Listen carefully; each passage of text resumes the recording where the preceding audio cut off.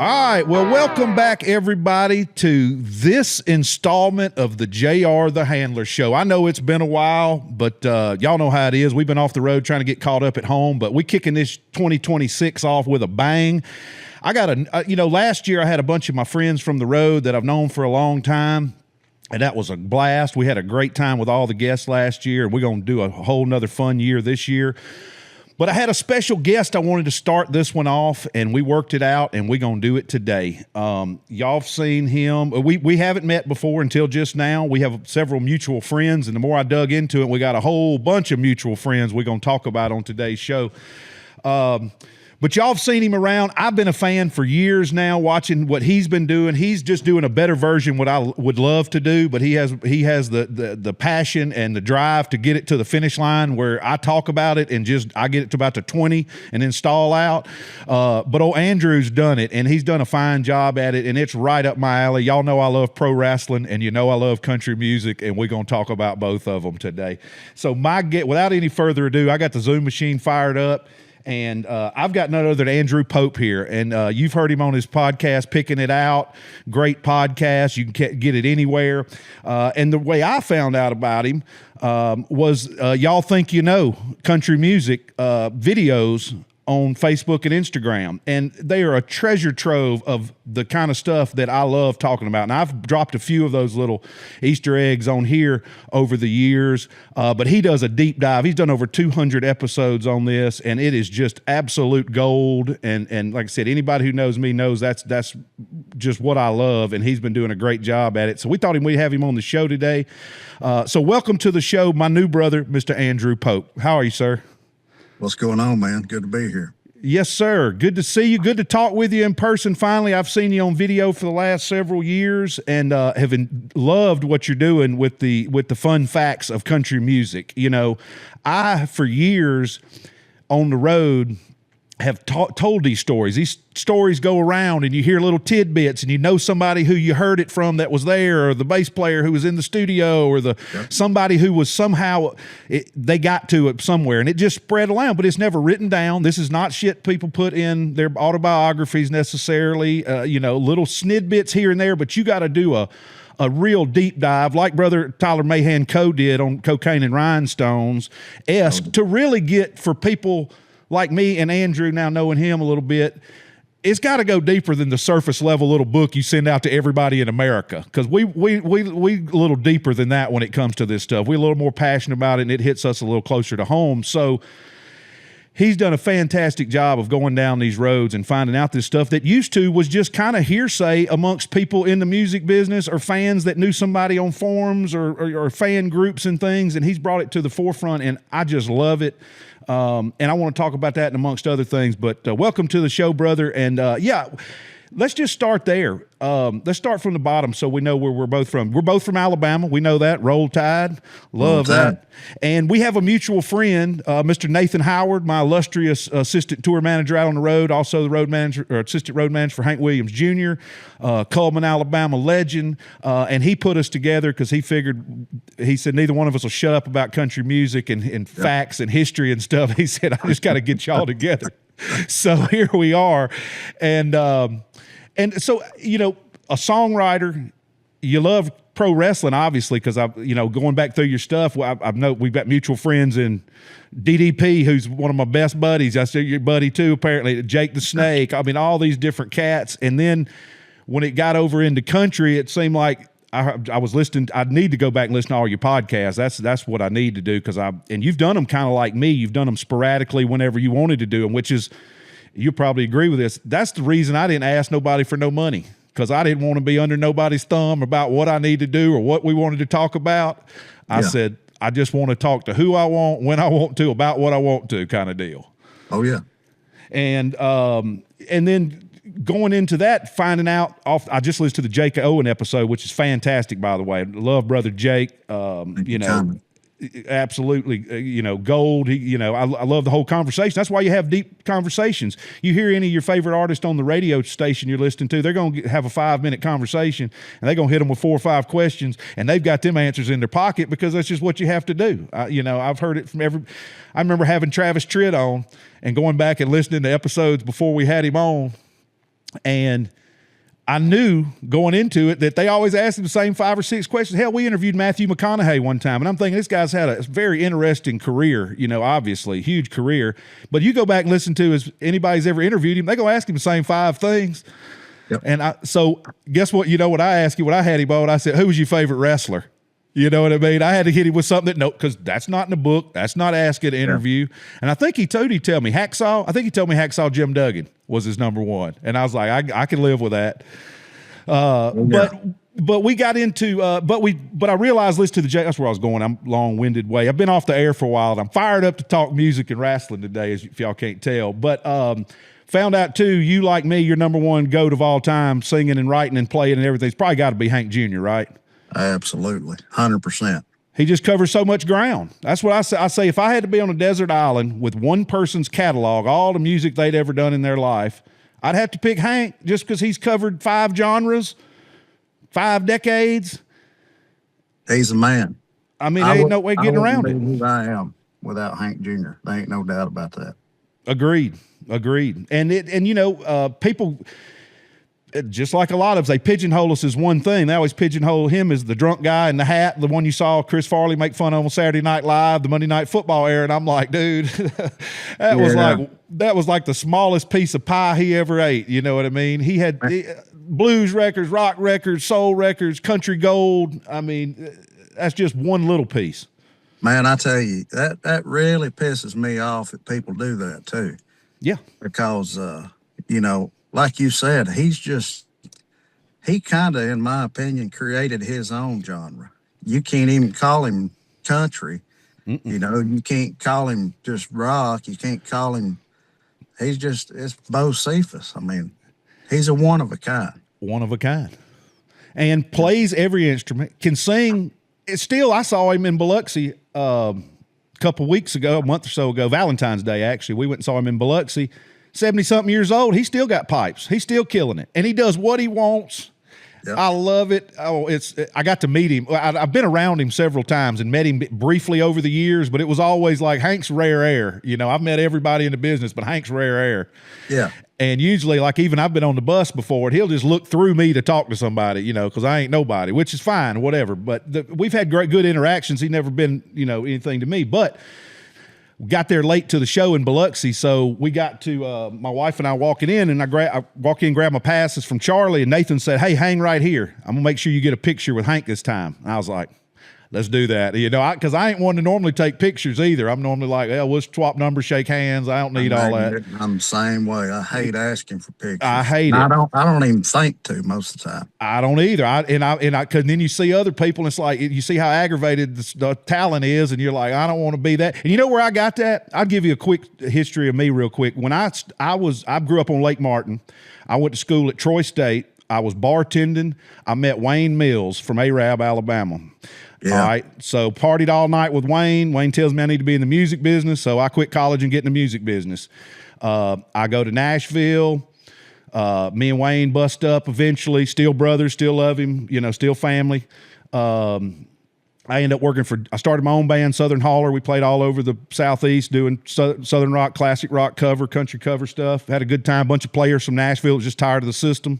Actually, my buddy Terry Lee Palmer, who's in John Party's band, is here this week staying, and he was in Southern Holler with me. But so anyway, we went from Southern Holler to John Party. We were a package band, PA system, van, trailer, everything. When Party needed a band to showcase, boom, that was us. We went on the road, got him started during his early radio days and all that back, 15 years ago now or more. And then a couple years, 2013, we go out and open for Justin Moore. I end up buddying up with Justin. John's taking a break at the end of the year. I decide, Justin says, well, come out and work for us for a couple months till John gets back out. One thing led to another. I end up staying out with Justin, and I've been with Justin 13 years kind of deal. So that's how, and then I meet Nathan, and I know Charlie, because Charlie knew Wayne. But anyway, that's a quick backstory on how I got to where I'm at, and little lineage thing there for anybody new listening to the podcast. And for you, so like you growing up in South Alabama, I heard you ask Jake this the first time you heard Hank Williams Jr., or you remember hearing Hank Williams Jr., and I tell this all the time. I probably had heard it before then, but I just remember it was almost like out of a cartoon of Tales from the Tour Bus or something. I just remember being on some dirt road they were logging on in Elmore or Tauga County or somewhere, and somebody passed me a bottle of brown liquor in a brown paper bag, and I took a sip, and as soon as I took that sip, it was like the jukebox of Hank Jr. came on in the background, and it ain't never went off. That's just about, and I don't even hardly drink anymore, but I still love some Bocephus, you know. Hell yeah. And so he's just always kind of been there, you know. That's Rockin' Randall, you know. And Right. but so all those years never got to really, I didn't want to be a gurn. Oh, that's where I was going with that. When I worked for Wayne Mills, one of the first big shows we ever did was opening for Willie Nelson. And I remember wanting to take a Ziploc bag and get Willie to sign it, and I could keep my smoke in that bag for the rest of my life. I thought that's a smart thing to do. I was 21. I didn't know no better. So I asked Pootie about that, and he tells me no.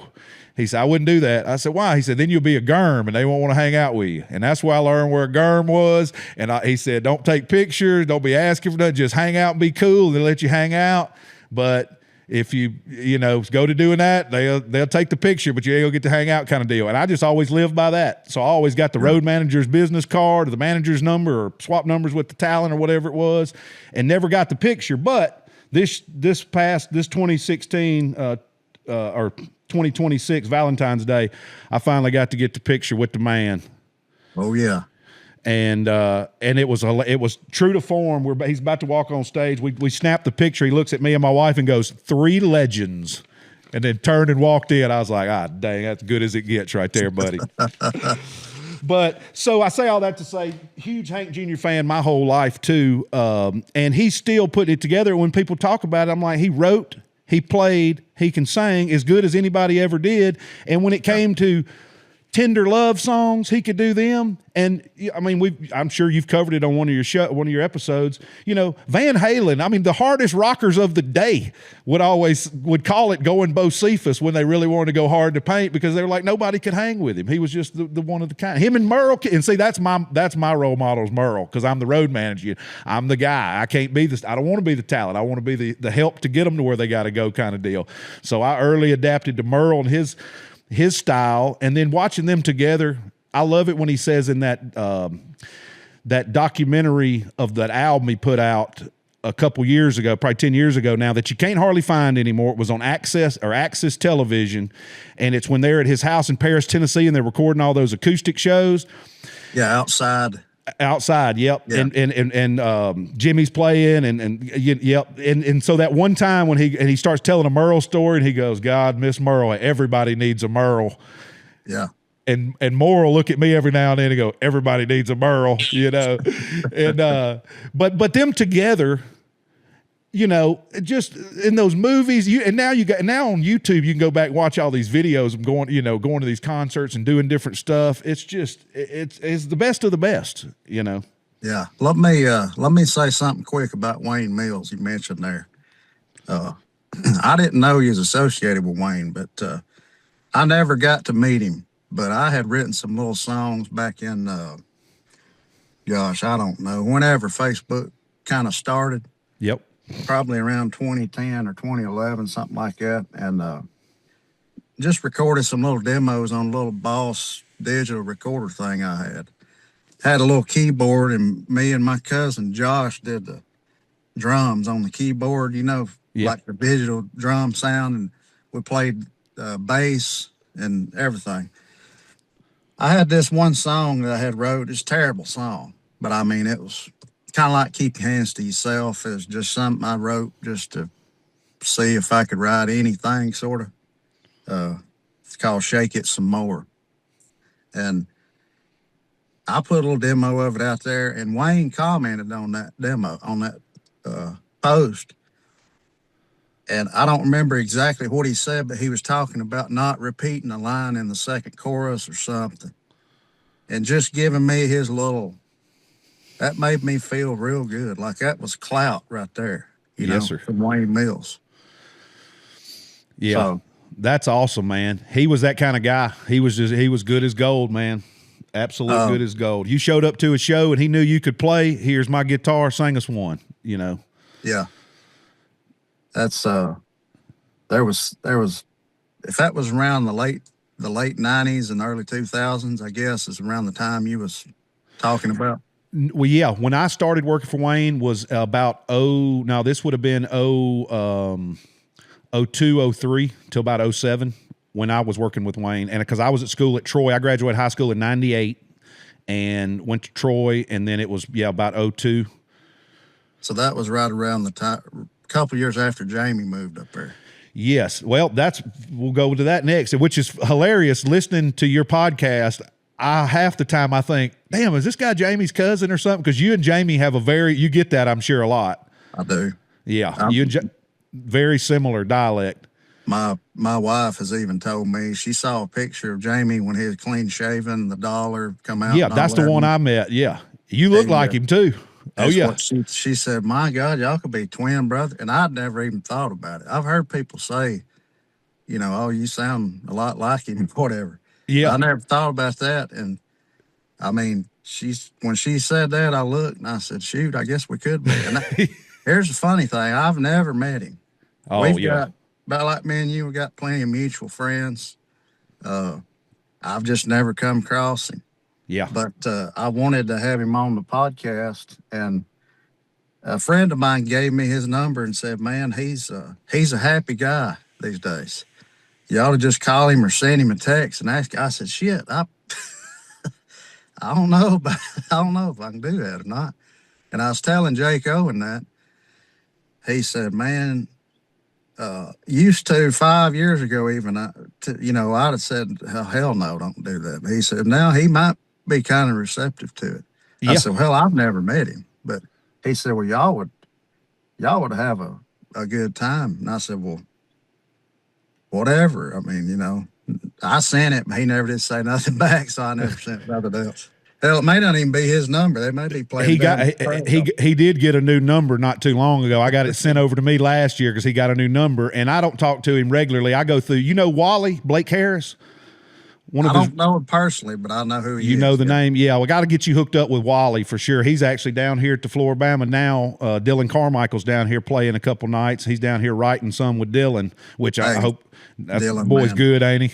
Dylan is a damn good talent. Yes, sir. First time I met him, he had his mom in the band still. She had her Kentucky Wildcat football jersey on, singing back up in the band, and he was up there, big old good-looking Kentuckian, and I said, man, and could sing his balls off. I said, man, this guy's got it. And, I've been in the business long enough to know, though, don't get too excited because you get your heart broke, and I've seen so many good ones come through, and it just not be, and then so many ones that I'm just kind of like, I can't believe this is who they putting their money behind. But yeah. It is what it is. But Dylan's had a great career up to this point, and I think he's still getting into finding exactly what he's going to be doing for the long run because he's still a young fella. Yeah. And I just think the sky is the limit with Dylan Carmichael. I just love him to pieces, and couldn't find a nicer guy on earth either.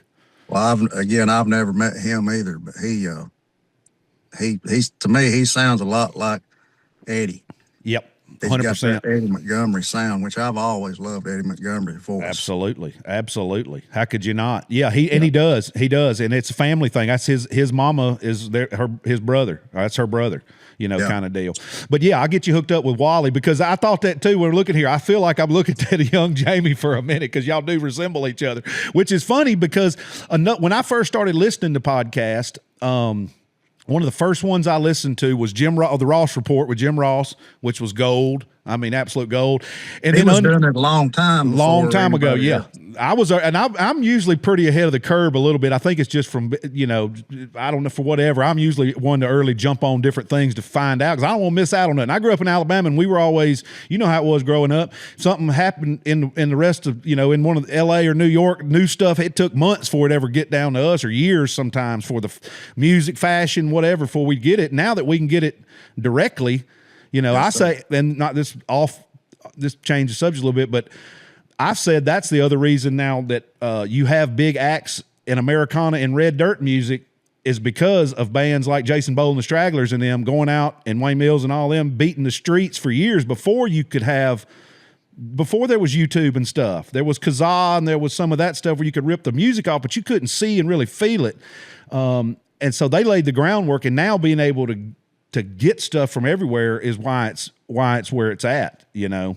But but that goes back to, like I was saying about the Wayne thing. I don't want to forget about that before we go off. But when I first met Wayne, he had a friend, Jamie Johnson.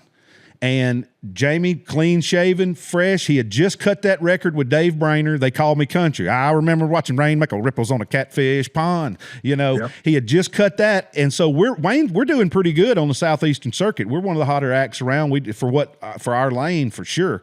And we rode around with a box of Jamie Johnson. 2 boxes of Jamie Johnson, They Call Me Country CDs in the back floorboard of Wayne's Ford pickup truck. And when we would go play a club, Wayne would give them that CD and say, hey, I got a buddy needs to be playing here. Or we'd try to get them, if we had a good date somewhere, we'd try to talk the club owner into getting Jamie to open for us. Halftime club owners didn't want to do it, so Wayne would just pay him out of his cut, you know, just to make it happen. And that's all rare. The time. All the time. That's rare right there. All the time. And I'm talking about club circuit, brother. I'm talking about we're making $2,800, you know, not 10 grand, you know. But yeah, Wayne was really good about that. He would take care of everybody. And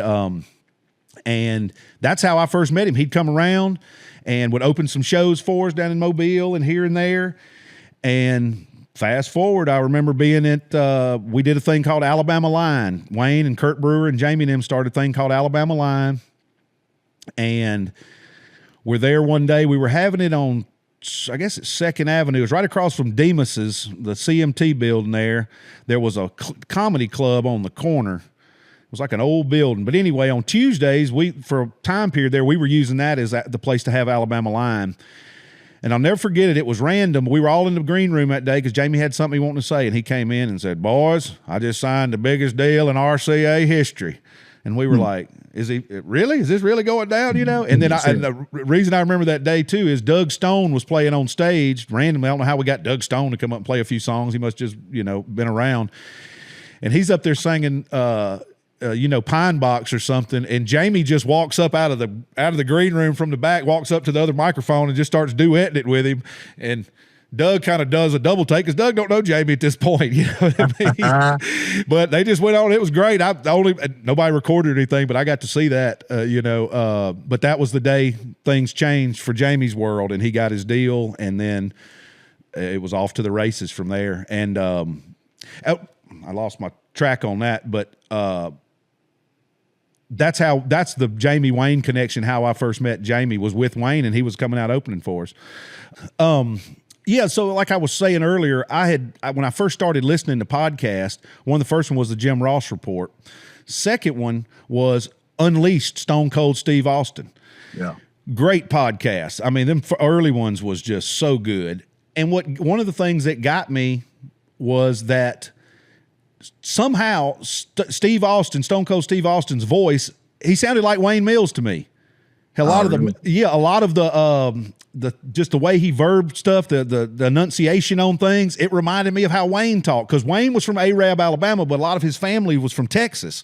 So he had a little of that Texas to him too, and being from Arab, you know, he had the country thing, but he had a little Texas thing too.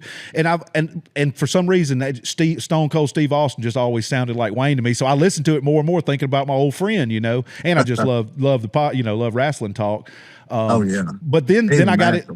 Oh man, he's so good. And then I got into, Joe Rogan and some of the other ones and some of the comedians and things. And then it was just off to the races. Now I got too many to get caught up on, kind of deal.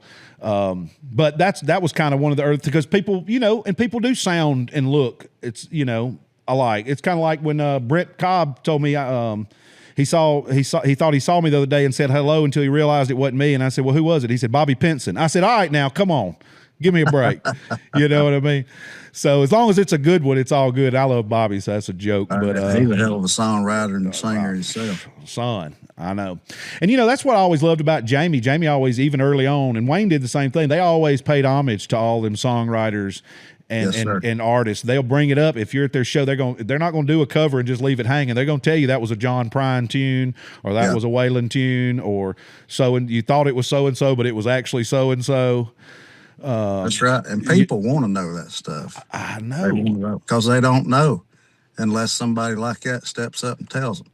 it's fascinating to most people when you give them any little snippet of some real stuff, and they're like, "Whoa, I never realized that's how it went down."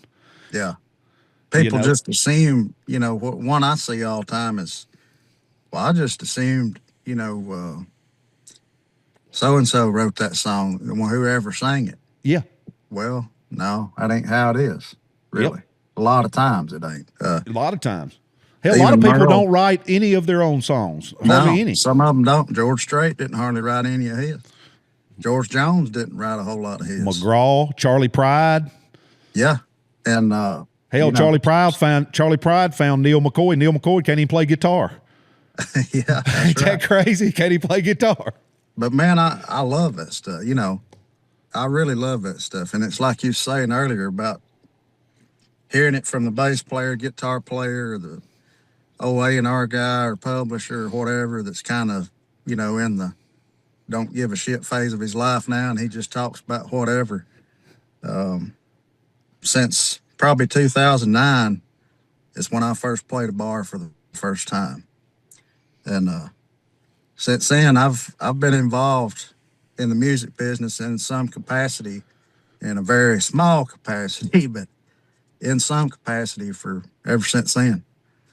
And wrote songs with a lot of people and made lifelong friendships with people I never even thought I'd step in the room with unless there's security around them or something, Right. It's wild. But have you heard the Tommy Collins tape? I don't Good know morning, about that. congregation. Oh, yeah.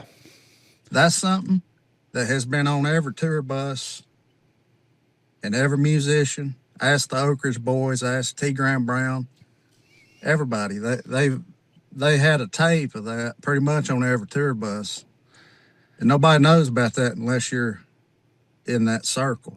Right. And I love letting people know about that because it's just the best.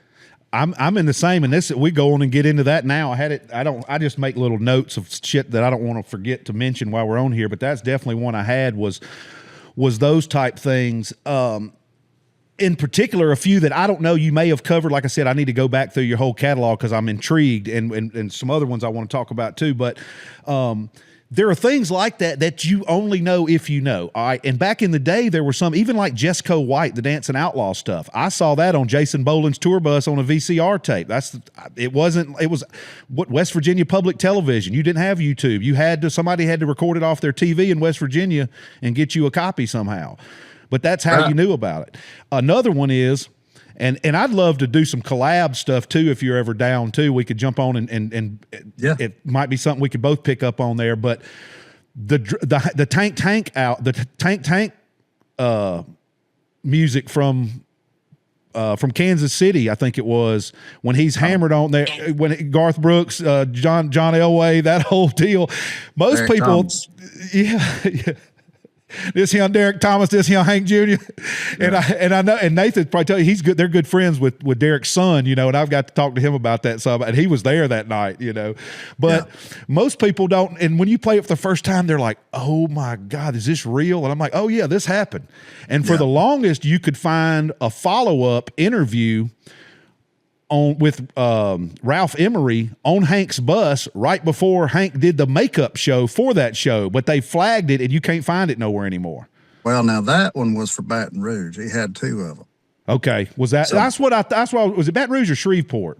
It was Baton Rouge for Okay. that one, and then Kansas City, I think, happened after that or before it or something.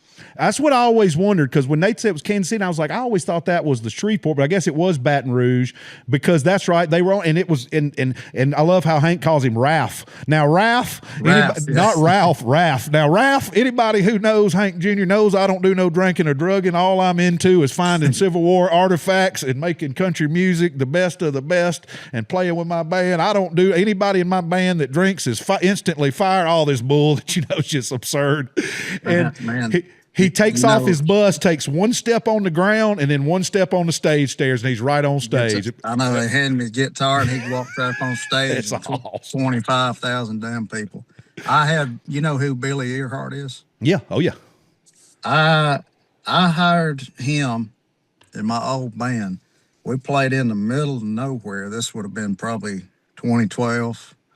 And I think it was called Gore Springs, Mississippi. Oh, yeah. Gore Springs. I know Gore Springs. He was from around Tupelo, out that area is where he was from. And we had talked a little bit online. And I actually brought him to Fort Payne to Jeff Cook's studio to record on my first album. He played B3 and keys on it. And we just got to be friends. Well, I hired him then after that. And he came out there. There wasn't a gas station, probably 40 damn miles of the place. So nobody had nothing to do but come to that. It was called the Dry Dock Bar and Grill. And nobody had nothing to do except come there. So we made a lot of money. And after sound check, we was all kind of talking. He was talking about that show. And I didn't really ask him about it. We didn't talk music, really. And then later I had him on the podcast twice. And he said, man, when they got back on the bus after that, the fans got on there and started rocking the bus. He said that we thought they was going to turn the damn thing over and eat us. Oh, my God. Rioting, just going crazy. Yeah, mad as hell. And see, for us, I mean, I guess it would have sucked to be there, but not really, because now, even now, if I go, and he doesn't do this anymore because he don't party like that anymore, but if I go now and Hank's hammered and wants to quit halfway through, hell, that's almost a good thing. Yeah, I see it that way too. Because me and Moore talk about that. He's the only one that can get away with it. I mean, God Lord, we've tried. Moore can't get away. None of us, none of the new regime could get away with it, and not even the old guys couldn't really. But both Cephas can, because you're like, yeah, that's what I want. I hope he comes and tells me to piss off and takes my girlfriend home. Expect it. Yeah, I mean, that's what you expect, and it don't really make a shit either way. No, it's cool if it don't. It's awesome if he don't. It's like if he shows up, because Hank's either on or off, and if he's off, something's bothering him or he just ain't into it. It just is what it is, and he's an icon. And he's the man, and I don't hate him for it. I'm good with whatever he decides. Say 2 Hank songs is good than no Hank songs. I'll pay the full ticket. I don't care. Right. And but I've only seen him one time at a show that I've been to do anything close to that. Would be one time I saw him playing down in the Superdome when they had Bayou Country Superfest in the Dome for a couple of years there. And I was down there because John Party was playing. We had the night off, and I went over and met them and saw Party and them play. And I think Hank was on later that night, or it was the next night. But anyway, Hank was playing and he was following, or he was going on before Thomas Rhett at the time. Thomas Rhett was the headliner of this era. It's probably So probably wasn't in a great mood on that. If you know anything about Hank, he ain't many people he's going he wants to go on before. But also Greg Allman had just passed, and he and Greg were super tight, and that they said that was as much to do with it as anything. Probably 30 minutes left in his set. He just ended it, dropped his shit, turned around and walked off.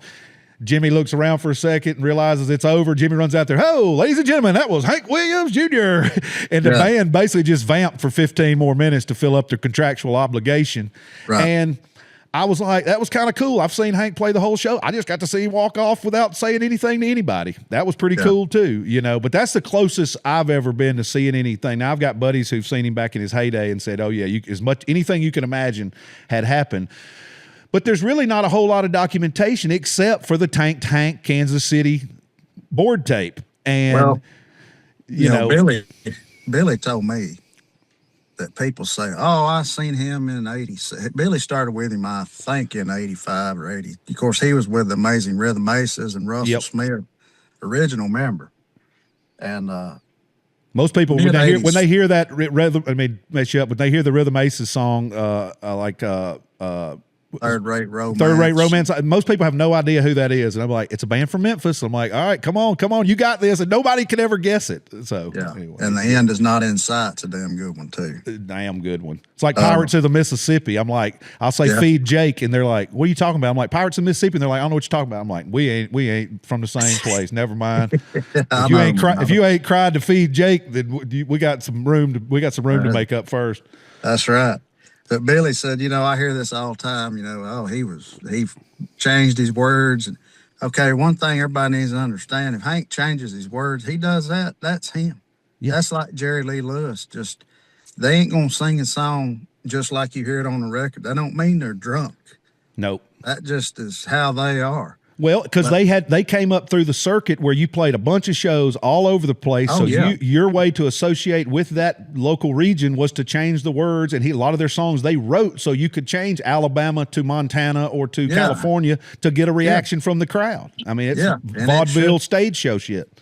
But for some reason, some people just get so offended by that. But anyway, Billy said, well, there's only been about 3 or 4 times that what people say back in the heyday in the 80s, that really happened. Yep. It ain't like people say, There was a few times, but not much. Right. And I'll see people now say something about him being hammered at a show of a recent show in the last few years, and I'm like, didn't happen. No.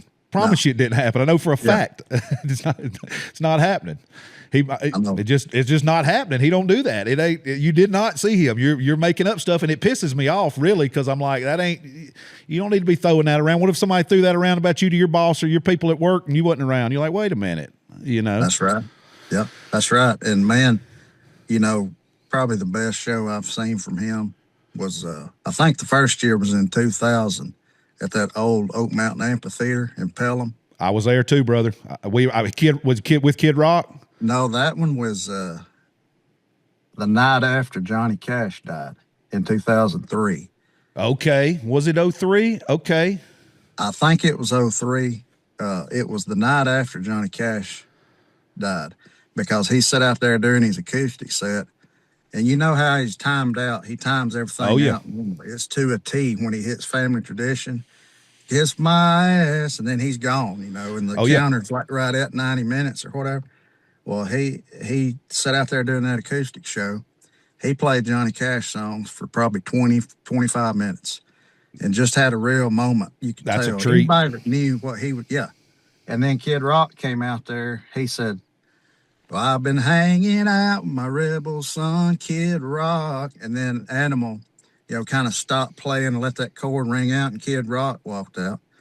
And they sang that song, and then Bobby got on the microphone and said, I want to tell all y'all something. All y'all sitting on y'all's asses, you need to stand up and appreciate what this man is doing. We were out here fishing today, and now he flew down here. One of his good friends that was like a father and a brother to him just passed away, and we need to pay our respects. And I mean, just let the crowd have it for a minute, awesome. Because everybody was sitting down and, Yep. They didn't really know what he was doing. I knew. Oh, yeah. The Southeast is the toughest. People in the South just think they're too cool for school. It's unbelievable. I travel all over. It is. I tell people, it's real weird. I've told some younger artists this, and I'm like, man, I'm telling you, if you make it in the Southeast, you can make it anywhere. It's like the New York thing because I've been all over. I've been fortunate, to be able to go everywhere for as long as I have and see more than I thought I would ever and meet more than I would ever. And I can tell you for a fact, the Southeast is the hardest, whether it's big acts or small acts. There's so much competition. Everybody thinks they're too cool for school. Yeah. We've got so many other things to do. We got, all the outdoor activities in the world. We usually got good weather in the South. There's just so much to do. A lot of the talent lives in Nashville, so it spreads out easy from there. Atlanta, Montgomery, Birmingham, the coast. It's just Texas bleeds over. We're just saturated down here, and people are too cool for school. Also, most people in the South, whether you're into it or not, have been influenced by all genres of music and most cultures in our American society, one way or another. I say, I use Morgan Wallen as an example of someone who is a modern, young, Southern country boy who grew up listening to every type of music and has took all types he's ever listened to and put them to what he's doing now. Because I don't necessarily call it, it's definitely not stone cold country, but he grew up with R&B. He grew up with rap. He grew up with, all of classic rock, modern rock, grunge, alternative, blending them all again in there. Waylon said it before, and on, about someone else, if that stuff would have been around, he would have been influenced by it too. So our forefathers, Hank Williams, them only were influenced by T-Tot and these country legends that they knew. Well, then after him, everybody could be influenced by Hank, like Waylon, and they could be influenced by Lefty. Well, then Waylon, but then by that time, there's all these other genres of music that have been lifted up. So everybody has a radio now. There's TV.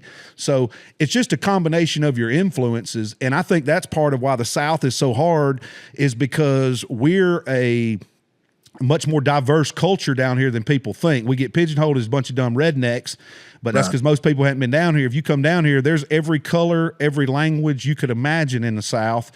And we all get along pretty good, and we all share things, food, culture, music, and I love it. I wouldn't want to be from nowhere else than right here where I'm from. And I think that leads to part of the fact that it makes it more difficult down here too. But that's just a fact. The Southeast is the hardest place to make it in entertainment, for sure. Yeah. And it's like being an Alabama football fan. We're complacent. Yeah. Nick Saban has ruined it in a good way. He's ruined it, man. And we thought we had it bad before then, because before we had Saban, we still thought we were because we living on the Bear, and then we won in '92. I'm 12 years old. I'm like, baby, we back. And then we still were rocking, and then we had the Mike years. And I tell people, if all y'all see is the Saban years, all of us who lived through the Mike years. Yeah. Dennis Francione and all that. Yes. crap. You don't, Mike White, Mike Price, Shula. And Shula was the one that was the best one we had out of that bunch. And he took the fall from everybody else. I was around Tuscaloosa during those years with Wayne, and we were friends with Brody Kroll at the time and some different ones. They would come to Wayne's acoustic shows at Harry's. I remember having to hide Brody up in the drop ceiling and stuff when the ABC board would come in. But I remember Brody saying that. He go, Mike's going to take all, Coach Shula's going to take all the crap for this, but he's a great coach and a great man, and he don't deserve it. He deserves better than this. This is, and that's the truth, I think, too. But those years, if you didn't live through those years and still care about Alabama, then you don't really get to earn the right to appreciate, to get all the glory of the Saban years, in my opinion, because that's just, because those were tough, man. Coming off a championship, everything was competitive. We had good teams, and then just off the field stuff that we'd never dealt with before because we were so stable. Even if we didn't win, we were stable. And we didn't know who our coach was going to be. They're getting in trouble with the NCAA, which we're not used to, and it was tough. And cool thing about Mike Shula being there, me and Wayne got one year we were playing Tennessee, and Wayne had a song. It was an alternative to Rocky Top. It was our version of Rocky Top, which is a negative connotation on the Rocky Top song, which is awesome. Which is the only place you'll ever hear my voice on any album that you can get. Is I'm talking. That's me doing the talking about Bear Bryant during that song. But we had just put that out. They're going to blast it all over the street that night after the game. We got the team's going to make jerseys for us because Wayne played at Alabama. So we were still buddies with the equipment managers and stuff, still buddies with those guys today, and their replacements too. So they were going to get us jerseys made. So that day we get our jerseys. We got to go down to the field house to get them. Well, me and Wayne laid out half the night before. We get up, put on our boots. We're still in the same clothes we were at the booth, or the back porch, front porch, back porch. It was at 5 o'clock in the morning, and now it's 9:30 in the morning, and we're still in our same outfits. Yeah. And we're going through the weight room there to go to the place where the equipment room was to get our jerseys, and we see some people kind of talking to the side. We're going between a bunch of workout equipment. There's a little group of probably 4 or 5 people there, and we're just kind of heads down. We're hungover, still buzzing or whatever. And we hear, "Hey, how you boys doing?" And a hand stick out, and we look over, and it's Don Shula, Mike's daddy, Don Shula, the great Don Shula, happened to be there helping recruit and do some stuff. So got to meet Don Shula in passing right there. Went and got our jerseys that night. That we won the game, beat Tennessee. They played all over the loudspeaker. That night during the show, we're doing I think we do FU Rocky Top on stage, and then they kill the lights. We all put on our jerseys, Sweet Home Alabama, place the Jupiter biggest club in town goes nuts. I mean, it was one for the ages, you know. I got Sean Alexander's number for the record. I got 37 because he was my guy during that time. I love me some Sean Alexander. He was good, man. Man, he was a workhorse stud right there, buddy. But that day we got to meet, and I told Wayne, I said, man, that's pretty cool having Don Shula here, you know, one of the greatest coaches of all time. Ain't going to hurt recruiting. Well, but we didn't have scholarships. We couldn't go to a bowl game that year, and it just all fell apart.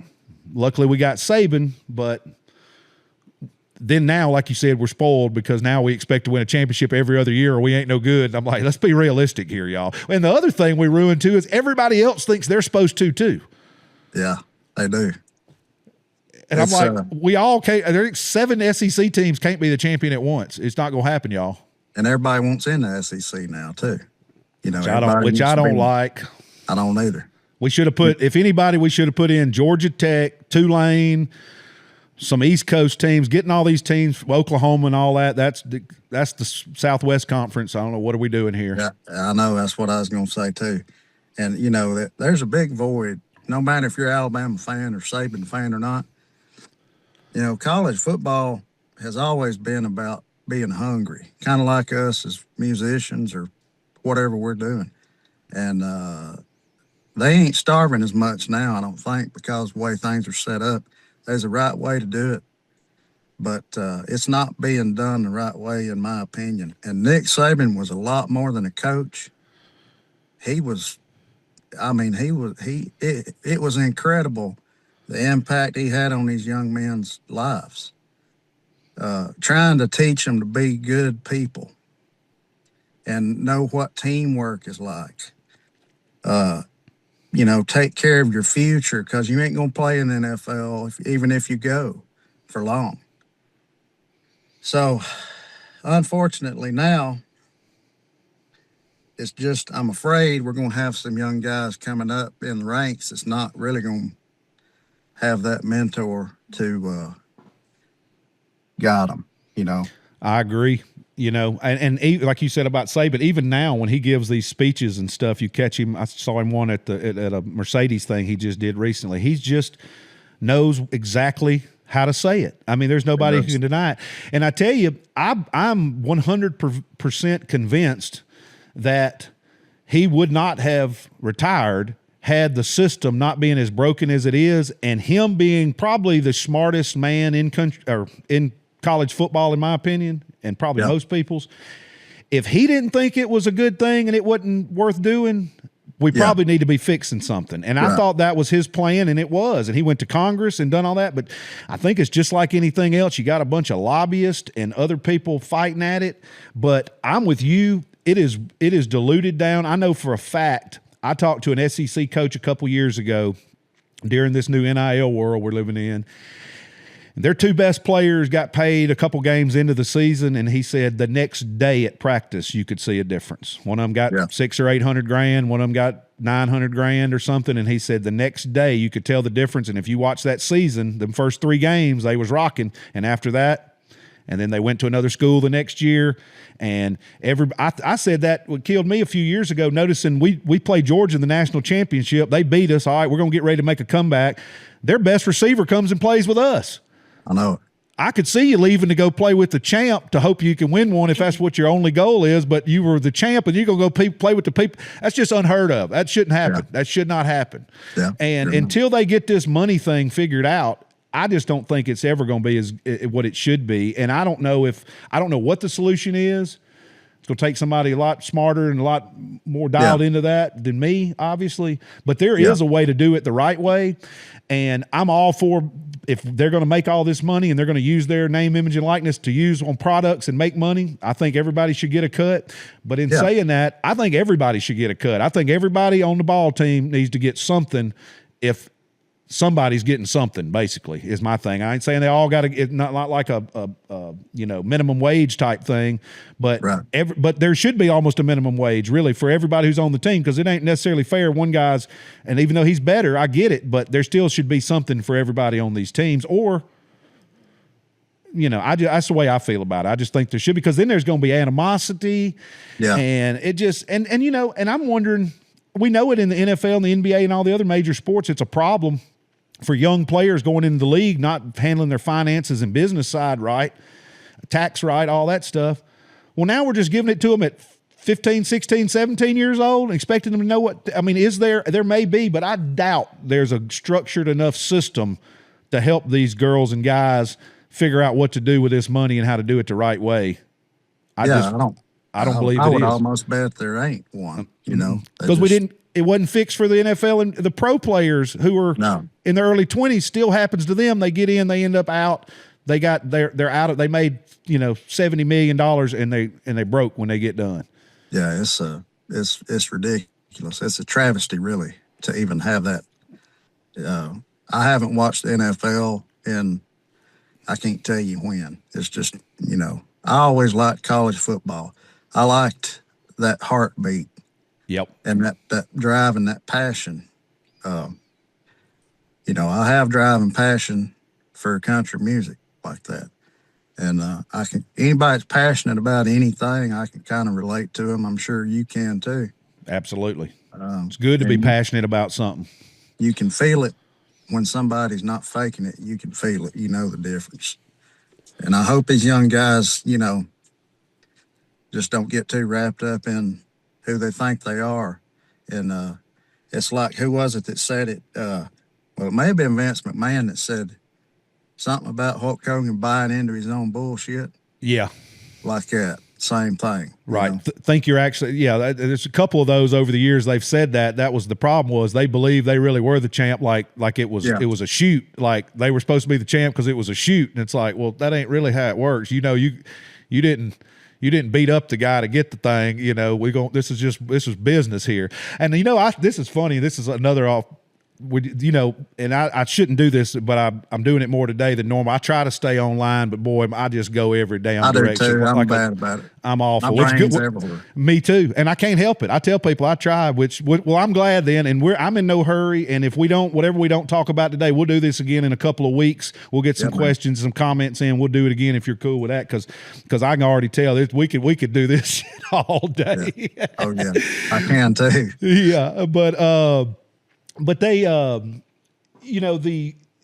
it's just, there's something there to where there's got to be something done to keep it from spiraling any further than it is. And like you said, buying into the BS like you're already the star, but you ain't, because you got to put the work in and get there, and it's just, it's a lot.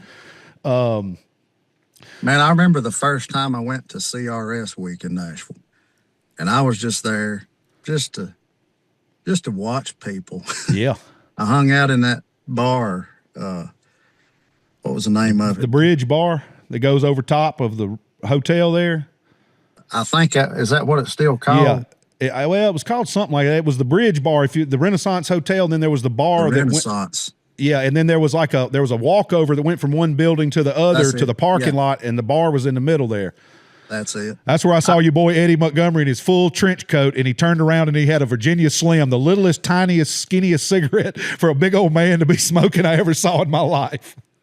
Full trench coat, big old huge hat, spun around, had the skinniest little cigarette I ever seen in my life. I won't ever forget that. And probably just wound up tighter than the band too. Red as my face is now. You know it. I love him. I loved their early stuff especially. But yeah, I went there and I just watched people. And I saw all these young guys and girls just kissing ass.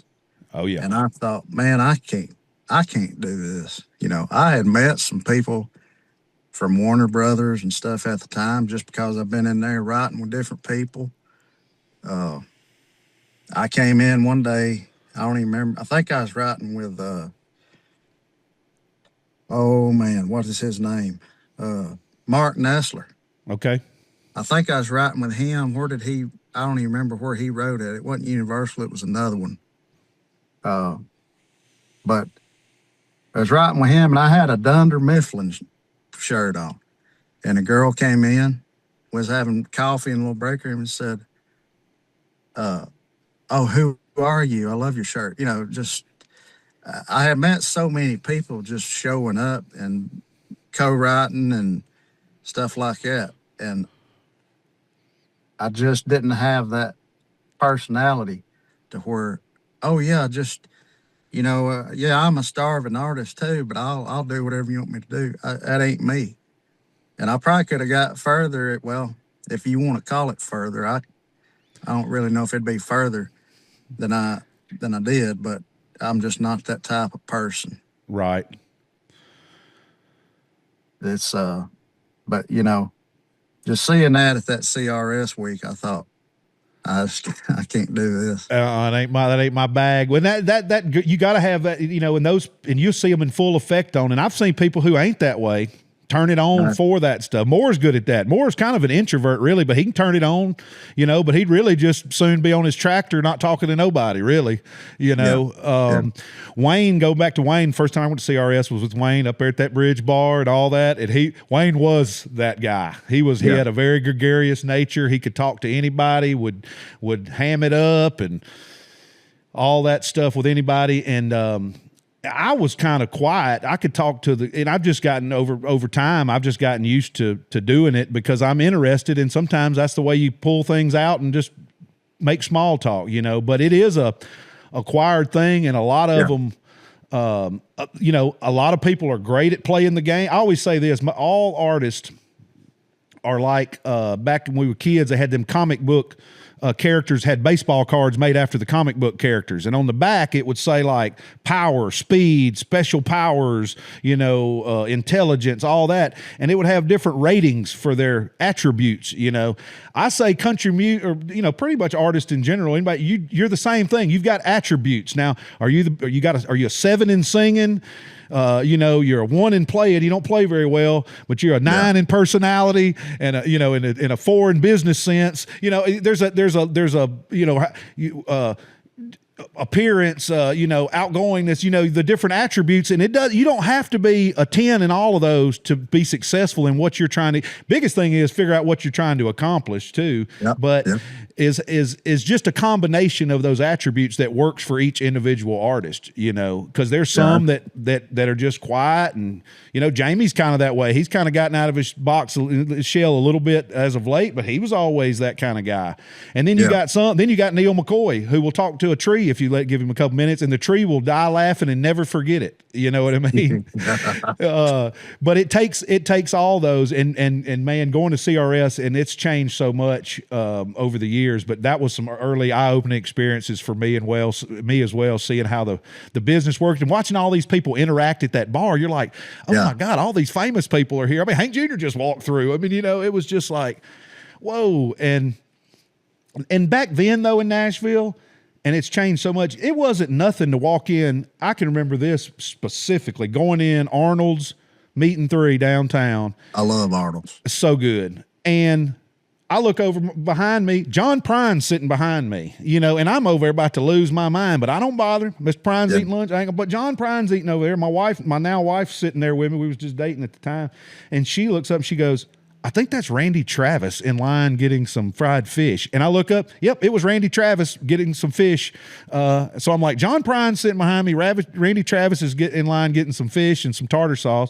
I'm like, this don't happen. And you'd be you'd be somewhere, and we'd be in Printer's Alley, and John Michael Montgomery's in there, him and Wayne's and nobody's bothering them.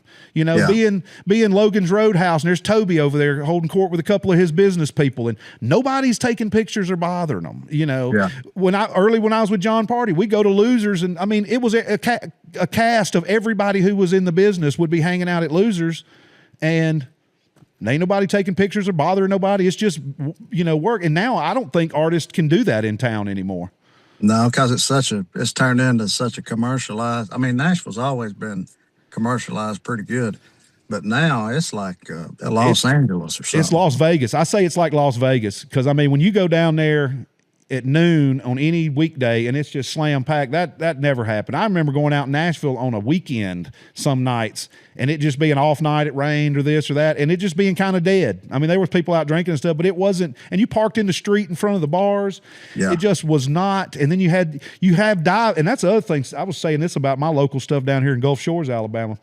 Social media has killed dive bars.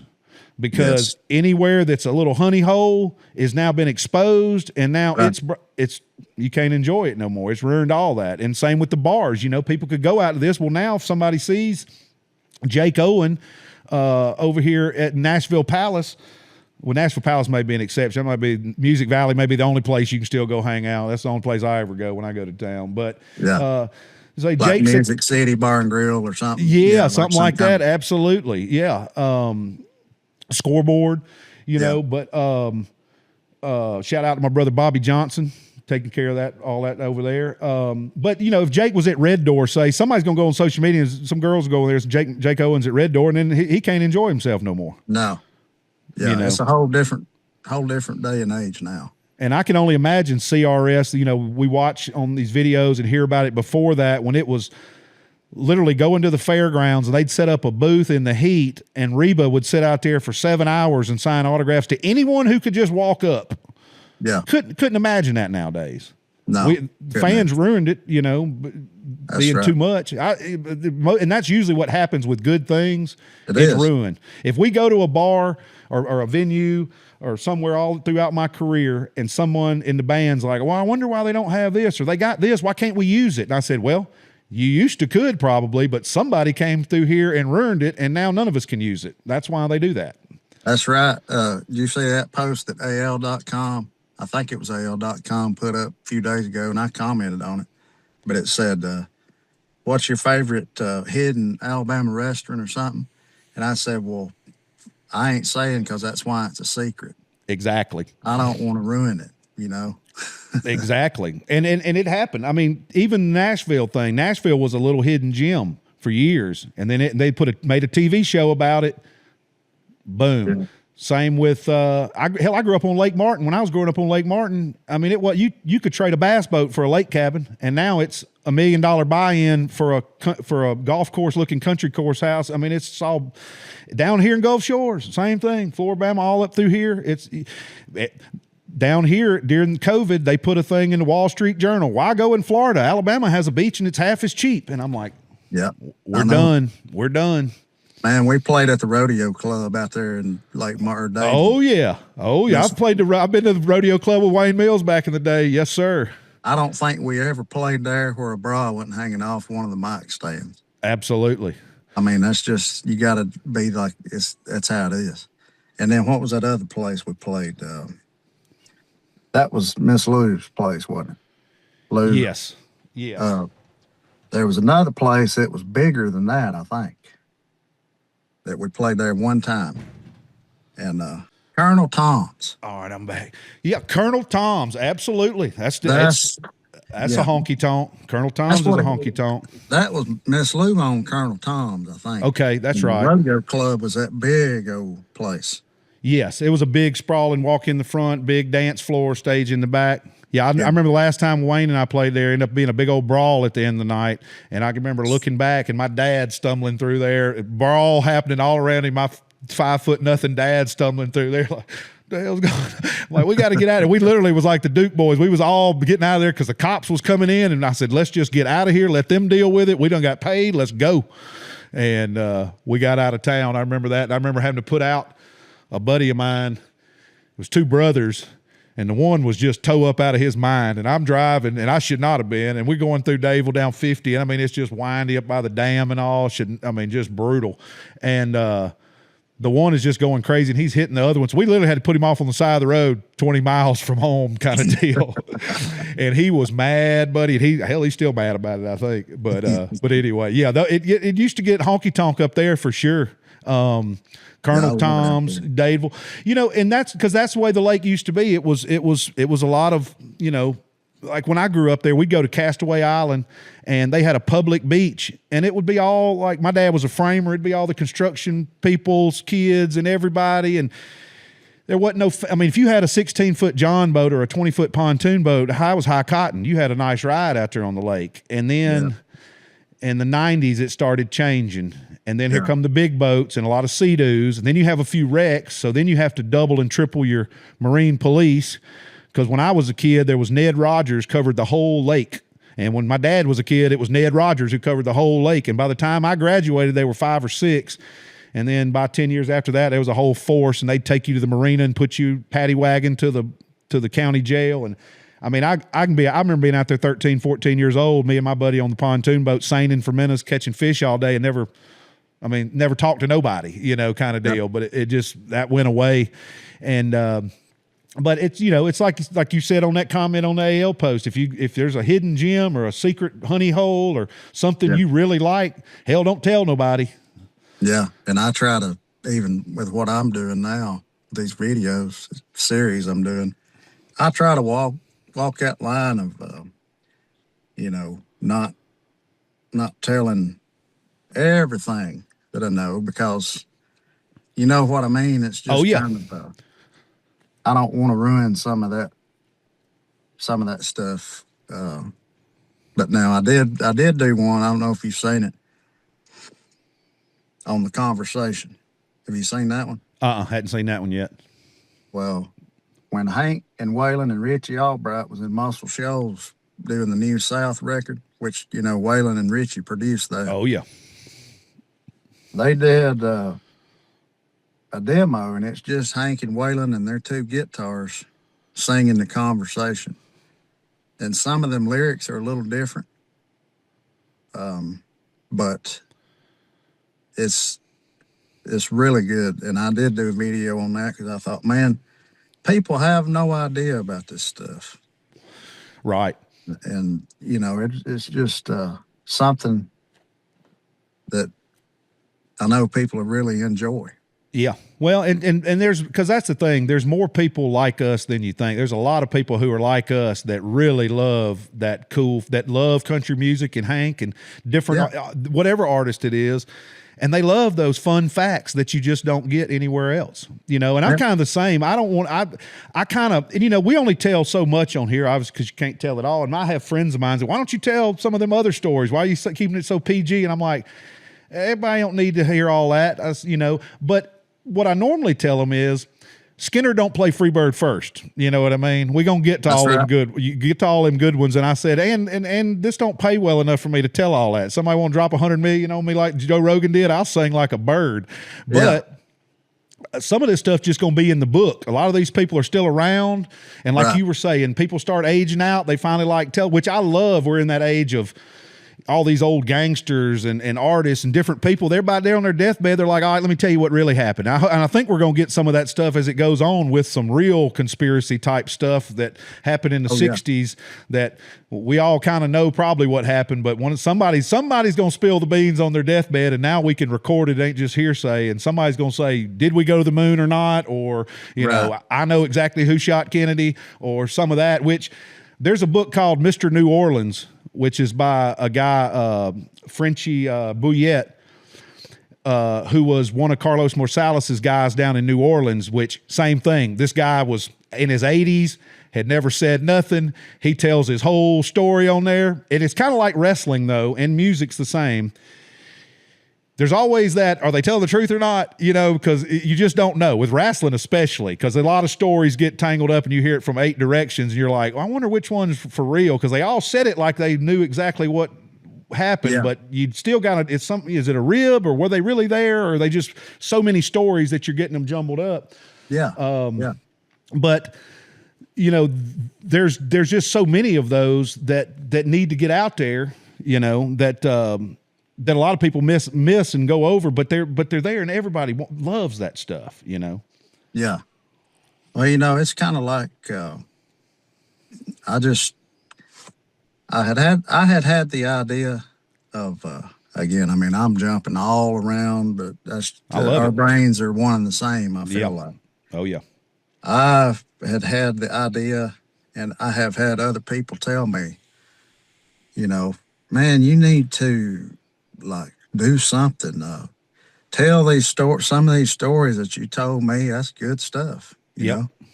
And I came across a guy on TikTok. His name was Dylan Holiday. And he put out a video where he's narrating a story. And it's fairly short story. And he's got a green screen background. And man, I I loved what he was doing, and it was like, man, this is really cool right here. After that, I came across a guy named Dylan Weldon, Yep. and he was absolutely just having everywhere. I mean, he was everywhere. And then he started a podcast called the Drifting Cowboy Podcast, which is phenomenal. Yep. He's just having tons of success. And I just was really inspired to tell stories, my own way, but in that similar fashion. And I thought it really showed me people do care about this stuff. It ain't just, us talking like this, or me on the bus with Shooter Jennings telling this stuff that me and him geek out about. Right. People really love this, and it's also a connection to their childhood, to their parents, to their siblings, to their grandparents. I mean, you name it, old friends. That's what people have told me. They've really thanked me for doing this, and it makes me, feel really, really good, like I've done something good in the world. And two, AI, I think it's more important now than ever because of all this AI bullshit that's out there. It's got to the point where it's just almost a joke. You don't know what to believe. Mm-mm. And I've even had people on mine, they don't believe this. This is AI. And anytime I see a comment like that, I'm more likely going to find it and comment back, because it's important to me too that people know this ain't AI. I put a lot of work into these. It takes a lot of time because I don't know everything. Right. And some stuff I do, and I dig deeper into it because I won't tell the full thing. And I've gotten some stuff wrong because, hell, just a Google picture. Sometimes, if you're searching for a certain thing on Google Images, it associates it with this name. Well, that ain't even who it really is. I don't know how it does it. And I did a video on the Dillards, which played the Darlings on the Andy Griffith Show. Yep. And, Rodney Dillard, which is the only living original member, he commented on it. And that's just amazing. He told me a couple of things I had wrong, but he said, man, that's really good, and I made the corrections and told people. And so I do get stuff wrong too, but not the majority of it, just a few little things, details. And then another thing's like what you said, whenever you start really looking into this stuff, trying to write a story about it so you can tell people, you realize there's some conflicting information. Yep. A lot of times. And I was telling my wife, Dana, about that. I said, that's one thing I've realized. And I think it's just because people have recollections of just so much has happened in their crazy lives, you can't possibly remember every single detail. Yeah, and then mix in, you're probably partying pretty good during the time it's all going down. That's right. Yeah, and it's just, if I find that out, I won't say either way. I'll just say now, some say this and some say that. So come up with your own determination on that. But it ain't never the main focus. It's just part of the story, because I don't want to put no false information out there. I'm with you. And I've said that before too. Because y'all are doing exactly what I would love to do. Y'all just doing it better because y'all are good at it and you're passionate about it like I am. But I always said I want to do, and we did on the Justin Moore podcast. If you don't know if you've heard any of those, we did back in the early right during COVID. Me and Justin did one, and we had everybody on, everybody in country music on, and we would drop those in there, and we would have different people and could drop those in there. And for me, it's like even that, I wanted to have one that called what I heard was, because that's usually the way it went down. I didn't see this wasn't documented, but I was like, this is what I heard, and I didn't go back and fact check all this stuff because I just assumed it's on the up and up, and if it ain't, I don't want to know. I kind of like living with it the way I heard it. You know what I mean? Because if somebody I'm not taking some guy or gal who I don't trust what they said's info. I put it in there and factor up how much do I believe what they're saying. But people who have no reason to tell me a story, who were definitely there, definitely know, or firsthand, that's what I always say. If I wasn't there or saw it, it's usually a firsthand account from someone who was there in the room doing it. And it's just the way I heard it was this. You know, I remember one I talked about, and we kind of debunked it on the Justin Moore podcast, because I brought it up one time. I said, well, what I heard was Dolly Parton's got tattoos, a bunch of tattoos. And they were like, no. Everybody's like, no. And I'm like, I know somebody. I can't give up my source, but I promise you this person would know. Not going to say they had anything to do, but it wasn't Carl Dean, but I know somebody who would have been one of the few people who got to see this, and they confirmed it, and I believe them because I just know.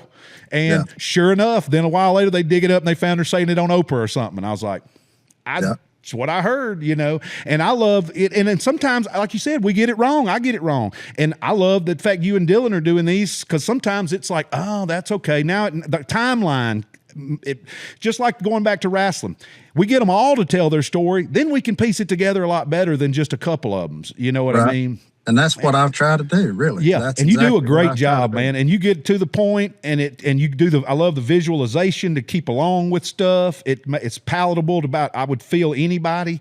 And going into these things, that's really the only way you're going to be able to really get the facts, is to really deep dive into them, because you hear something, and then, like you said, well, then if you ask the steel player who was there, well, his was a little different, you know. Yeah. That's right. And with AI, that just throws all of it in the water. I'll get something every once a week from somebody who is musically inclined and knows how the business and all this stuff, and they'll send me a thing. Hey, I didn't hear about this. When are they going to do this? And it'll be some AI thing of Hank Jr. and Alan Jackson's last tour together, some crap. And I'm like, that's AI, y'all. And they're like, really? I was like, yeah, no, there's no documentary coming out about how all these people. How does so many people see a picture? Now, I know sometimes the videos, they're kind of hard to tell either way, but I'll see a picture on there of Randy Owen and Teddy Gentry, and Randy looks like he was Barry Gibb in a Disney Pixar movie or something. And I'm like, how do y'all think they just signed a $12 million deal with Netflix to do a series by looking at this picture? So many people believe it. And them pages are popping up. They're just bots. Bots, yeah. And I don't know how they do it, but they're making a damn killing doing this. They got to be. And I have even reported some, okay? They won't take them down. They find them in no violation. And see, that's crazy. That's scary. You scary. Well, I'll tell you a scary one that I learned about. I knew about, but I learned about doing the Justin podcast, and now doing this, more frequent. I get people chiming in and giving me stuff, is people getting scammed. Old women getting scammed and fans getting scammed. If I had a nickel for every time somebody hit me up and said, hey, do you think this scenario seems legit? I could retire, because it's somebody whose friend thinks they're dating some country star and is giving them money. Insane. And I forward them the video of Dr. Phil with the lady on Post Malone, who the daughters are trying to tell her this 70-year-old woman is not dating Post Malone. She has done signed over her house, her signature, everything she saved her whole life, because she thinks she's dating Posty on this thing. And I'm like, y'all, it is not happening. I mean, there's a lady, 60-something-year-old lady, hitting me up saying her friend, her roommate, thinks she's dating Justin Moore, told him he's getting divorced from his wife and all that. I mean, I'm just like, y'all.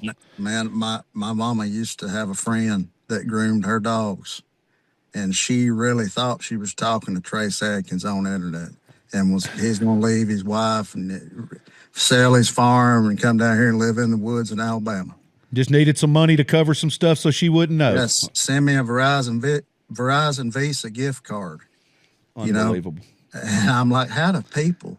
It really says something about society. Well, I've watched some of those documentaries on that. Yeah, I've watched some of those documentaries on those scammers, all the different big scams they run all over the place. And basically those like that, or they're just trying to find somebody who's lonely. And if they can get them on the phone for whatever, 5.3 seconds, they know they got them a better chance. And it's just preying on people's and it's usually people who are, it's just awful. I've been lonely in my life, but think I'd ever fall for that. No. That's just, it's Well, insane it's to me. it's as simple as well, it's as simple as the whole I'm an Arabian prince and I've got $1 billion, and if you just send me this, I'm gonna split it with you, because that's been going around, and they did a deep dive in that. That's been going around since like 1600s or something. They were using some form of that same scam even back then, and it's just a modern version of that, but they've gotten so clever at doing it in pictures. And and hell, we've had to bust people trying to go to shows claiming they're friends of this one and so-and-so's child. I remember we were out with Cody Johnson, or Cody was out with us. This was 6-7 years ago. We knew we had some on the hook that had been, that was a scam. So we got them all the way to the show and had the police on them. They fessed up and been doing it for years, using these underprivileged children as a hoax. They were a couple from South Carolina, this and that. I mean, just absolutely unbelievable, scamming people.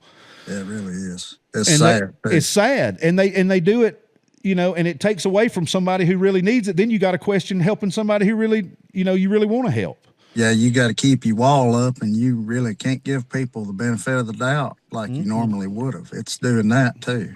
Even with me, I've noticed myself, Yep.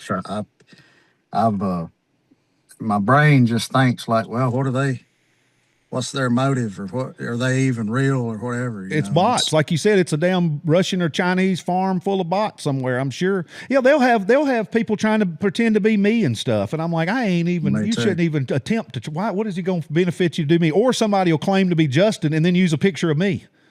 Yeah. I've had that happen too. And I'm like, well, you should know instantly there. If you get an email, you click on it, and if it don't say at AOL.com or whoever the person that's hitting you up, it's some weird numbers. That ain't nobody.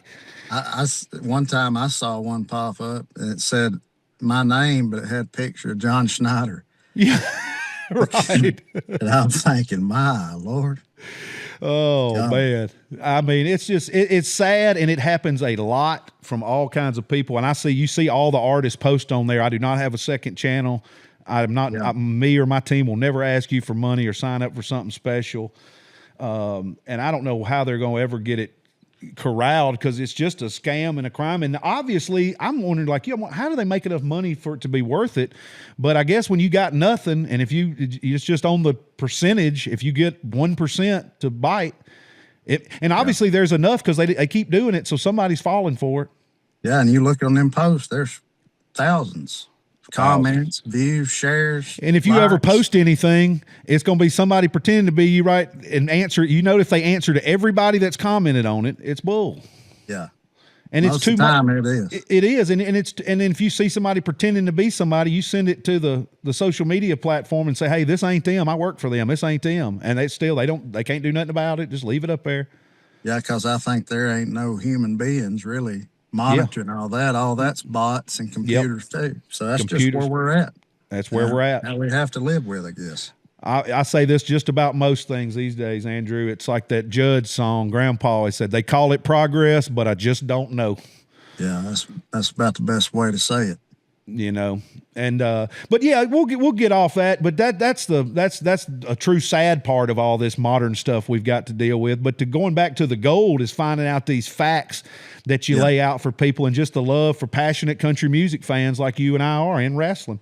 And, even mentioning that to Judge, most people don't know. If you listen to a Judge record, you ain't gonna hear no electrified instrumentation. And they're like, what do you mean? I'm like, yeah, no, Judge, they didn't want anything overpowering Winona's vocals. So you're gonna hear a bunch of strings, but it ain't gonna be no rock guitars or no loud drums or no electric bass.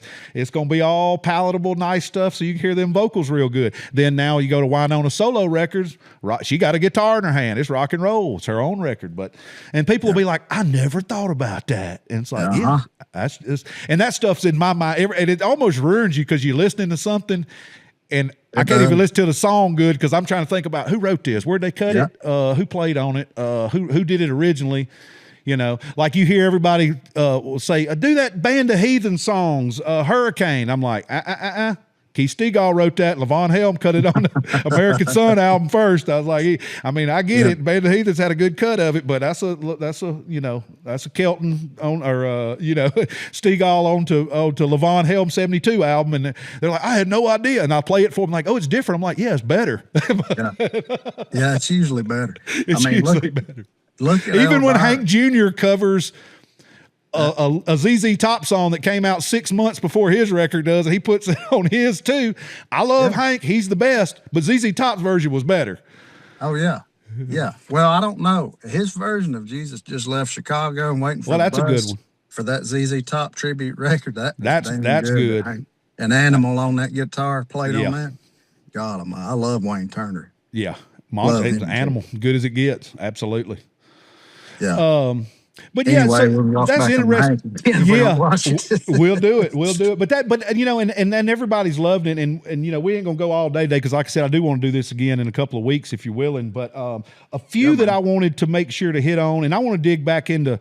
The next one we do, I want to dig back into this kind of like an introduction episode, but we'll do another one. I want to dig back into your early days, into writing and how all that went, and then and the wrestling part. I guess, you know, we'll get into way more of the wrestling stuff on the next one too, because that's my other love, buddy. Is I love me some wrestling.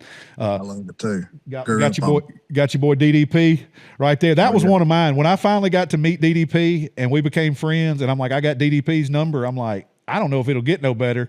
Except for when I'm at DDP's house one time and I'm leaving to go to a show. Because anytime I go to Atlanta, he's like, just stay with us.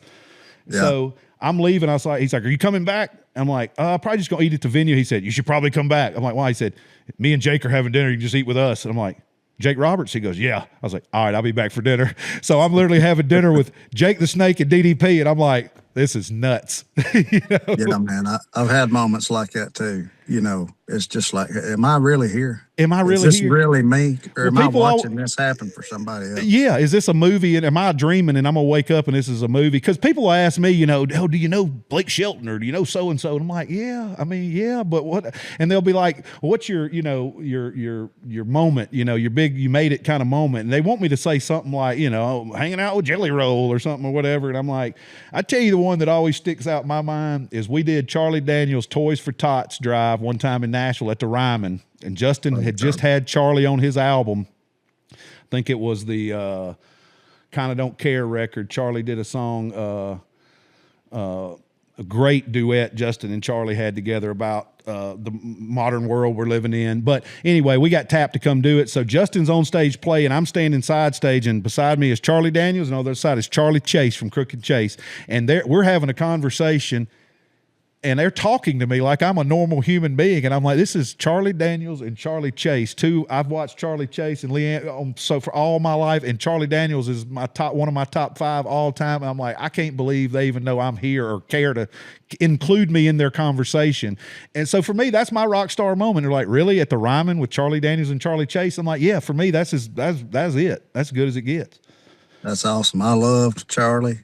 I didn't actually know him that well. But I met him one time, or the first time, and Jeff Cook from the band Alabama was good friends with him. And he had been so good to Alabama in the early 80s. You know, he really helped them a lot. People don't talk about that. And Merle Haggard helped them too.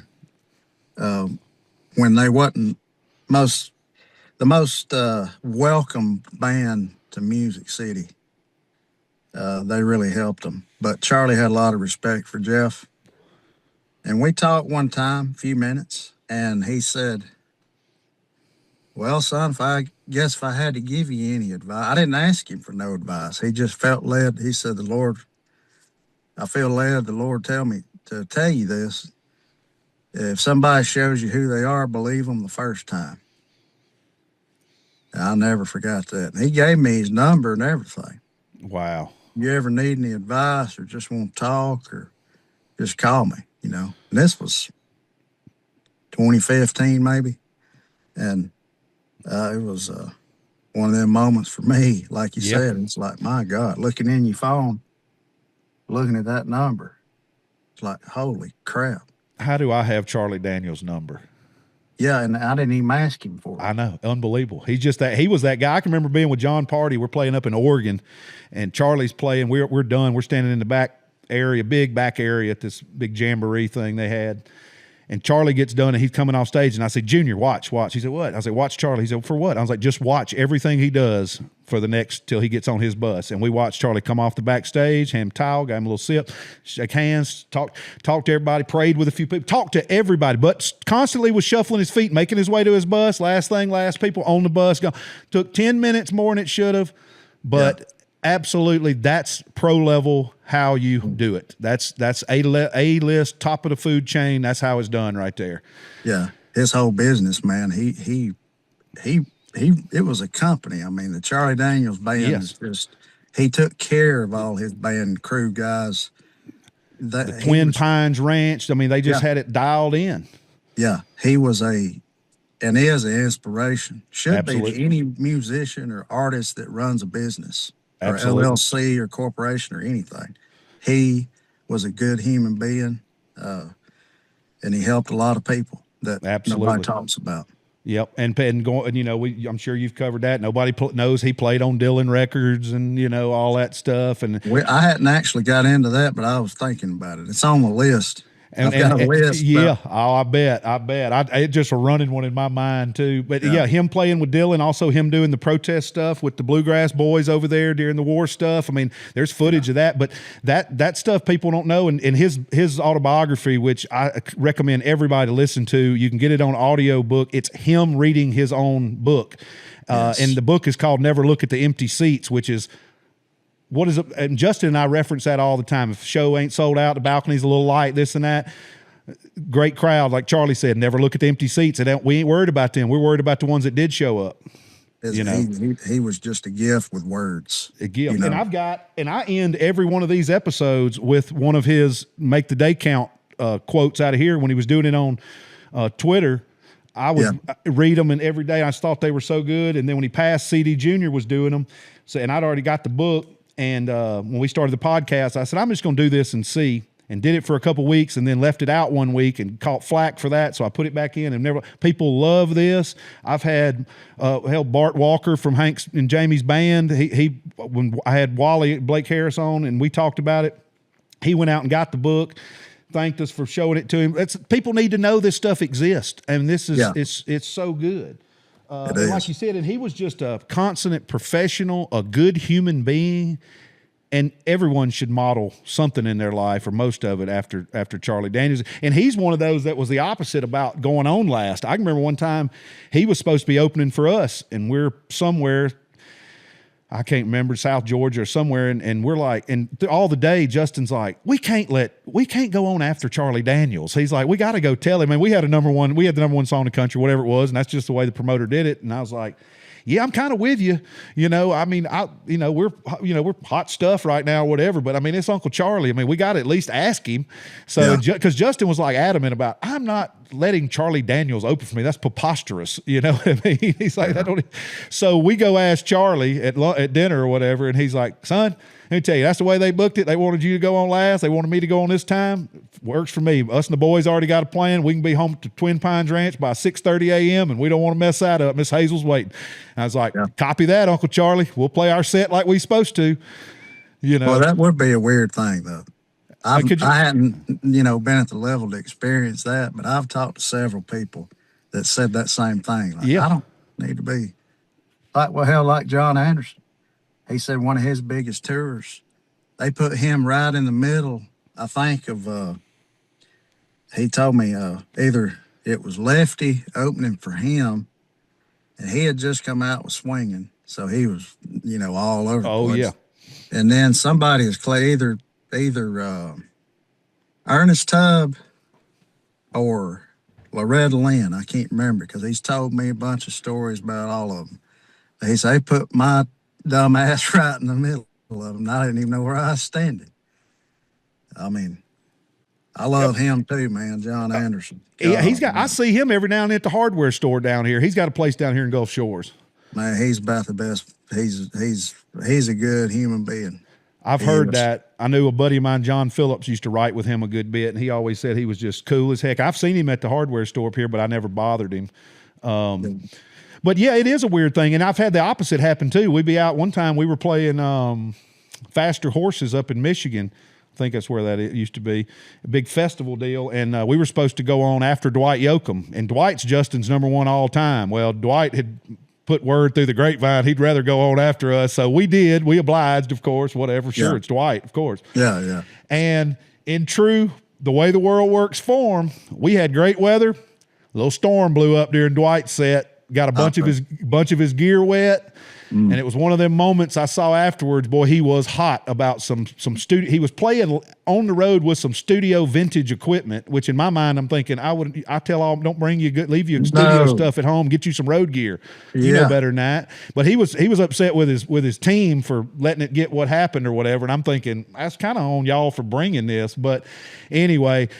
Kind of how the world works, you know. If he'd have went on his set, he'd have got to play, but he wanted to bump us, so he got rained on. You know, that's the way it works. I've never met him, but I've he's a character, dude. And I ain't talking bad about him. I love Dwight, but we've had a few interactions over the years. I remember one time being on his bus out in California or somewhere, and.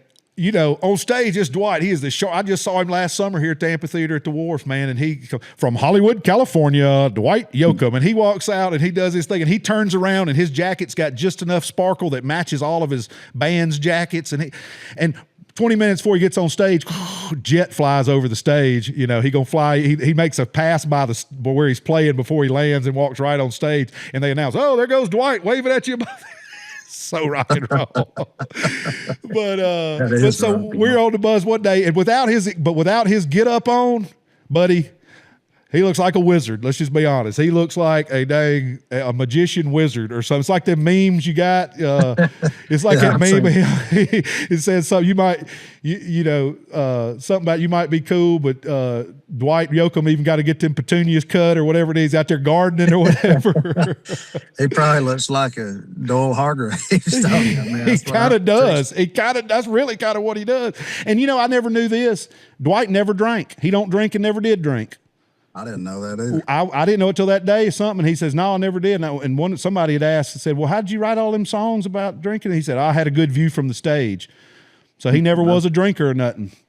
And then I also remember it was right before our old road manager, Joey, was getting married. And Justin's like, "Joey's about to tie the knot. You got any advice for him?" And he's basically just like, "No, I ain't never been married. I ain't got nothing to say." And that was kind of just, and I was like, "Okay, then on to the next topic." Okay. But then, in those crazy, like even that being on Dwight's bus, and hell, I remember one time we played with ZZ Top out there and we're on Billy's bus and he's just super, we're drinking wine with Billy Gibbons, it was just crazy. He had all these gifts on his bus. I remember he just had all these gifts and I walk off to have, back when I smoked cigarettes, I walked off to have the cig and who's standing in front of the bus? Dusty. Having a cig, and I'm like, "Are you kidding me? I'm about to get to have a cig with Dusty." So I had a cigarette with Dusty Hill and talked out there in front of Billy's bus one time out in California at Stagecoach or whatever. And I remember thinking, that's another rock star moment. I'm like, it just don't, that's just things you don't think you'll ever get to be a part of, Probably the funnest concert I ever went to was not long after they opened Tuscaloosa Amphitheater. And it was Skinnerd and ZZ Top. Of course, Dusty, was still with us then. Yep. And I'd never seen them in concert before that, but I was pumped. And we had good seats and everything. And I didn't know just three of them actually was going to come out there. That's it. There ain't no back inside, nothing, no extra people backstage. It's just three of them. And it sounded, I couldn't believe how full that it sounded just with three of them. That amazed me. Amazing. Because I've always heard that, but I thought, they got at least another guitar guy over here. A piano player, something. Something. But no. They don't need it. Nope. Three-piece. Like he said, same three guys, same three chords, It's amazing. Amazing. Yeah, I saw him at the Fontanelle in Nashville. It was one of the best ones I'd ever seen. I've seen him a few times, yeah, the Fontanelle. I used to live right there in Whites Creek, so we could walk to the Fontanelle, back when they had the amphitheater there during those years. I lived in Nashville for like 16 years before I moved back south. And I lived out there in Whites Creek most of the time, and that was good. That was some good shows out there. Did you see the Lori Ann Crook Celebrity Kitchen episode? Oh, yeah, with Hank out there. Oh, yeah. Filmed out there. Gold. Absolute gold. And it was cool. When I was living there, they had it converted to where it was just kind of open. During the day, you could walk back there, and there was walking trails that went all up around the house and the property, and it was just, you just walk back there. And I had been to some parties there with Wayne, and when Big and Rich and Mark Oswald and all them owned it for that time. I remember and it goes back to that. If I knew what I knew now, I would have stayed straight to remember all this. But I remember being there, but it was 2 in the morning. I mean, I was blasted out of my mind. I barely remember being there. But yeah, I remember seeing them there. And like you said, just a full sound, just meat and potatoes, rock and roll. I mean, just American Boogie. Like my buddy Tony Brooks' song. I don't know if you know Tony Brook from Opelika, Auburn area. He's the original. Brent Cobb and Adam Hood wrote the song "King of Alabama" about Wayne Mills, but me and Wayne always called Tony Brook the King of Alabama. That's who Tony Brook is, Uncle Tony. But he has a line in one of his songs. He says, talking about listening to music. He goes, and when I want a boogie, I listen to ZZ Top, and that line always kick it. I'm like, because talking about listening to good old country music, but when you want a boogie, just put on some ZZ Top. That's all it takes. That's right, man. And I wrote with Brent back when he had his hair didn't go down his back. Yeah, looked another one that looked a lot like you, except for he had a big old buck teeth. I ain't never thought about that. Kind of does, I guess. Y'all do a little bit, because I remember when I first met Brent, was the first Rock the South. John Party and Brent were both playing one of these little D stages, and Brent and them rode up in the van, and I'd met, and that same week I'd heard Digging Holes. Somebody had turned me on to Digging Holes, and I'm like, oh snap, you digging holes, boy, that's some good stuff. And then man, he's unique, ain't he? We wrote that song, and he kept saying, man, I need to demo that. We wrote it up there at Carnival, and Frank, what's his name? Frank Liddell. Yeah. His place up there. Well, Brent was writing for him. I guess he still is. I don't know. But we wrote it up there, and it's a pretty good little song. He got a lot of success in the recent years, and I'm proud of him. Me too. Just a good old Georgia boy, man. And talking about that song "King of Alabama," they wrote about right after Wayne got killed. And he and Adam Hood, who's one of my favorite songwriters, breathing, love me some good. Adam Hood. I've known him. Another one that worked. I was there when 20 years ago or more with Wayne playing in Auburn, and Adam was playing. He outworked everybody. He elbow grease, and he still ain't getting the credit he deserves. It goes into this. People need to know, like, you listen to a Muscadine Bloodline record, you're going to hear some Adam Hood influences. You're going to hear on all these Americana country Texas acts that are blowing up, they probably going to have a Adam Hood song on there or some influence there. But he would Miranda did some too, didn't she? Oh, yeah. Miranda, yep. She cut a bunch of his stuff. I remember Drake White cut it too, Grandpa's Farm. I mean, that was on, I think, was that on a Lady A or Little Big Town record? But then Drake cut it, and I think what's the other one I'm thinking of too? Oh gosh, I think Randy Rogers cut it. Man, I can't even think. It's such a good song. Tractors ain't sexy from where I come from. Write about your life, and I'll write about mine. It's called "Write About Mine" as a song, and he nails it. And a bunch of people cut that, but he was one of the ones that put the work in and went out there and just and did it. And when he and Brent wrote that song, they co-wrote it together and put it out, and it ended up on Brent's album, that Providence Canyon record that ended up being Grammy nominated, might have won Grammy Americana Album of the Year that year.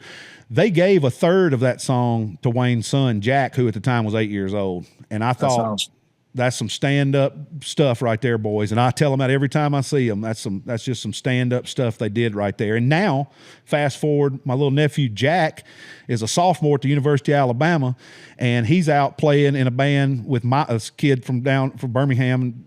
Folks live down here now. Now Miles Morgan, who just signed with William Morris and signed with Red Light Management, and is out opening all these big festivals and stuff. And Jack's on the big stage now, opening all this stuff with Miles.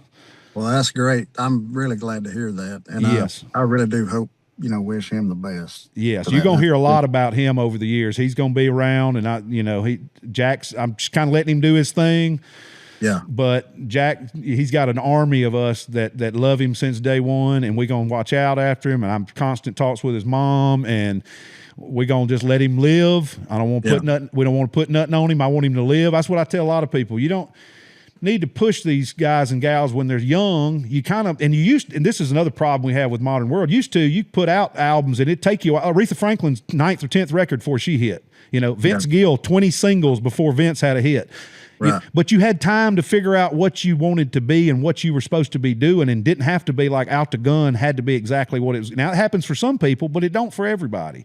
That's and right. I think a lot of people are pushed too fast, and then they're in the music business. And once you're in the blender, it's hard to really absorb all of the life experiences that you need to really reach your full, in my opinion, reach your full potential as an artist or a writer. You need to have your heart break a heart, you know, get in trouble, get out of trouble, miss somebody, love some. You got to go through some of those experiences. You got to have a little age on you and experiences to be able to write about that. And if you throw them in the fire, how are they going to write it? You throw them on a bus, 6 buses, 12 trucks, and they're 20 years old. Well, they're probably not going to have that, you know. Right. I think you need to run out of gas and, you know, have your car break down and get in a couple of fights. Break up with your significant other. Lose your girlfriend to a guitar player in the band across town, all that. Yeah, not get paid, or they pay you in, like they did me one time in Virginia, pay me in brownies. Yeah. And the worst thing was that they looked like gourmet brownies. Like, oh, these going to be good. They taste like shit. They didn't even have a taste to them. I couldn't taste shit. Didn't even taste chocolate either. No. I mean, it's just like eating a wet, watered up paper towels or something. Oh, and yeah. I about had a Dewey Cox moment on that when I about went in the bathroom and ripped the sink off the wall. I was so mad.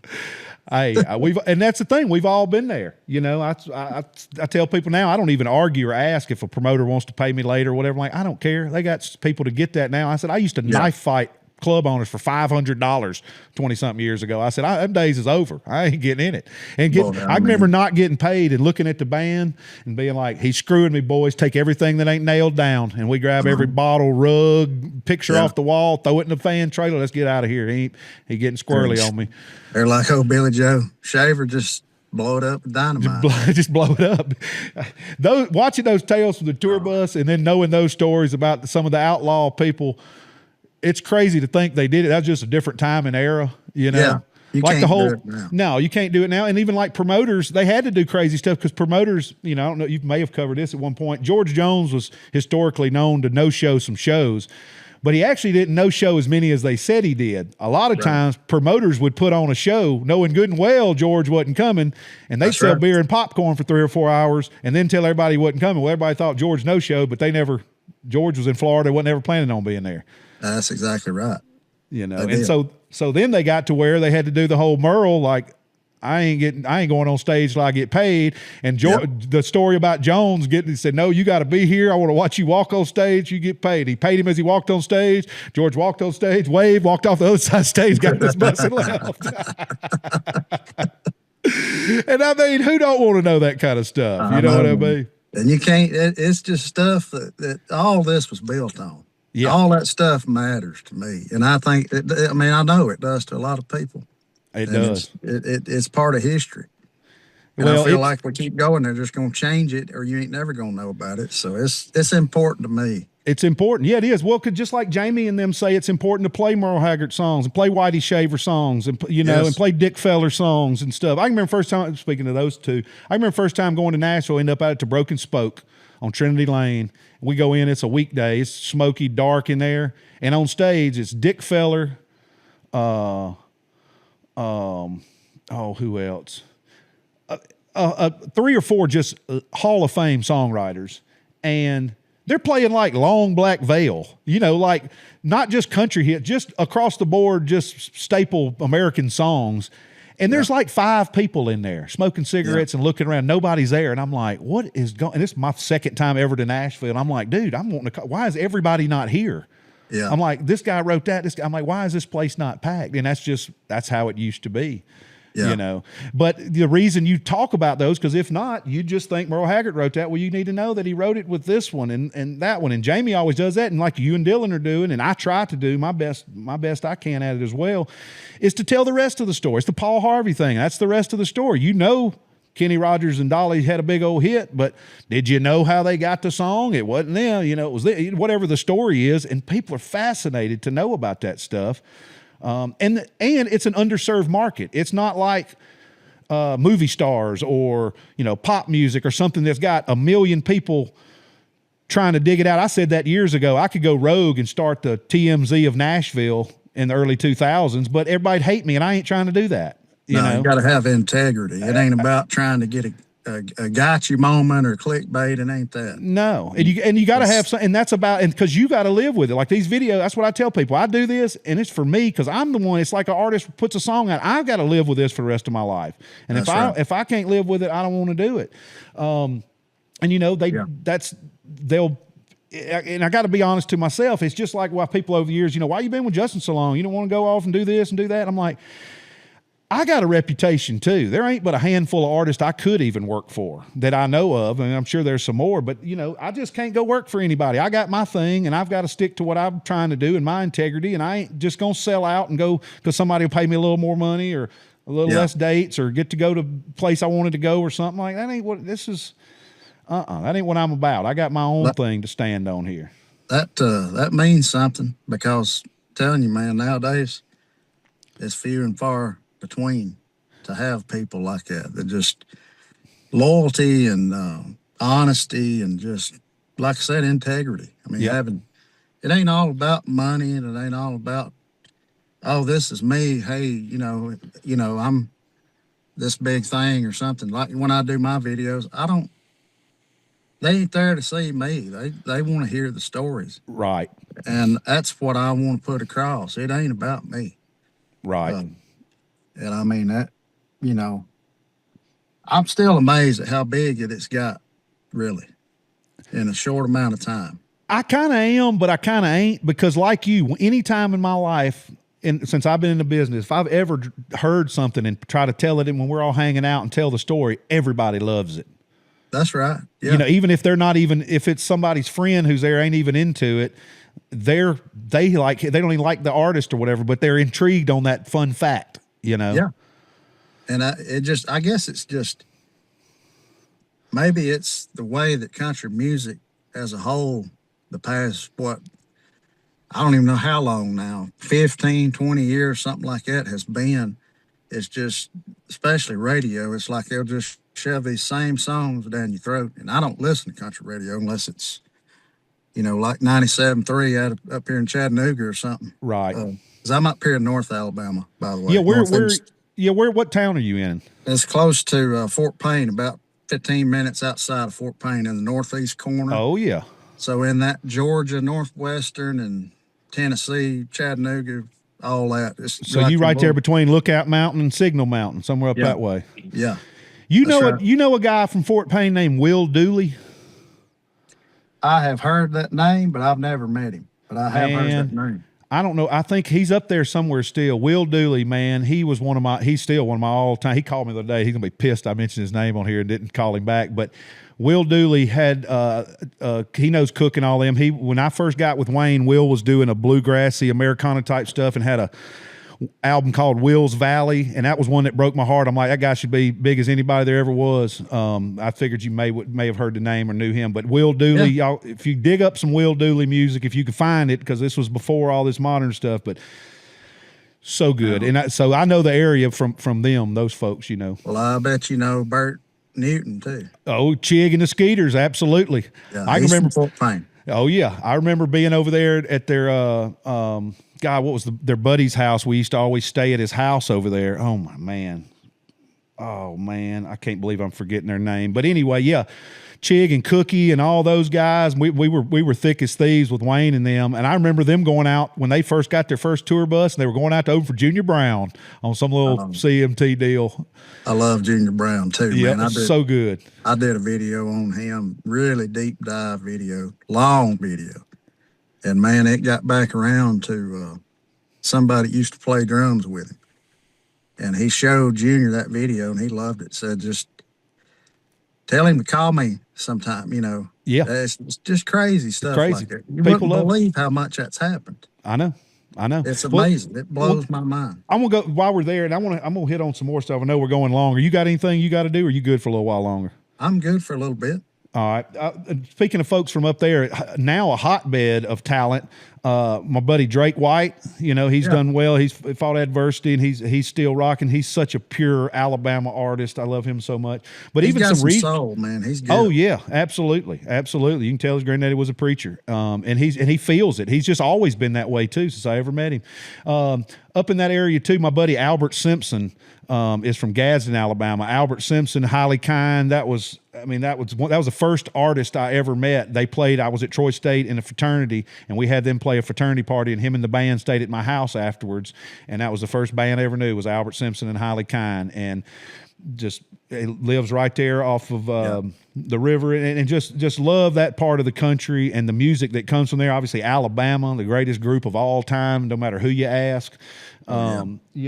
It's just a treasure trove of good stuff from up in that area. Well, so we're covering it from both corners. You're in the northeast corner, and I'm in the southwest corner. We got the whole state covered today. Got the whole state and everywhere in between. I have to I'll tell Ike Morgan tomorrow to put it on the Good Morning Alabama podcast that we covered some ground for him yesterday.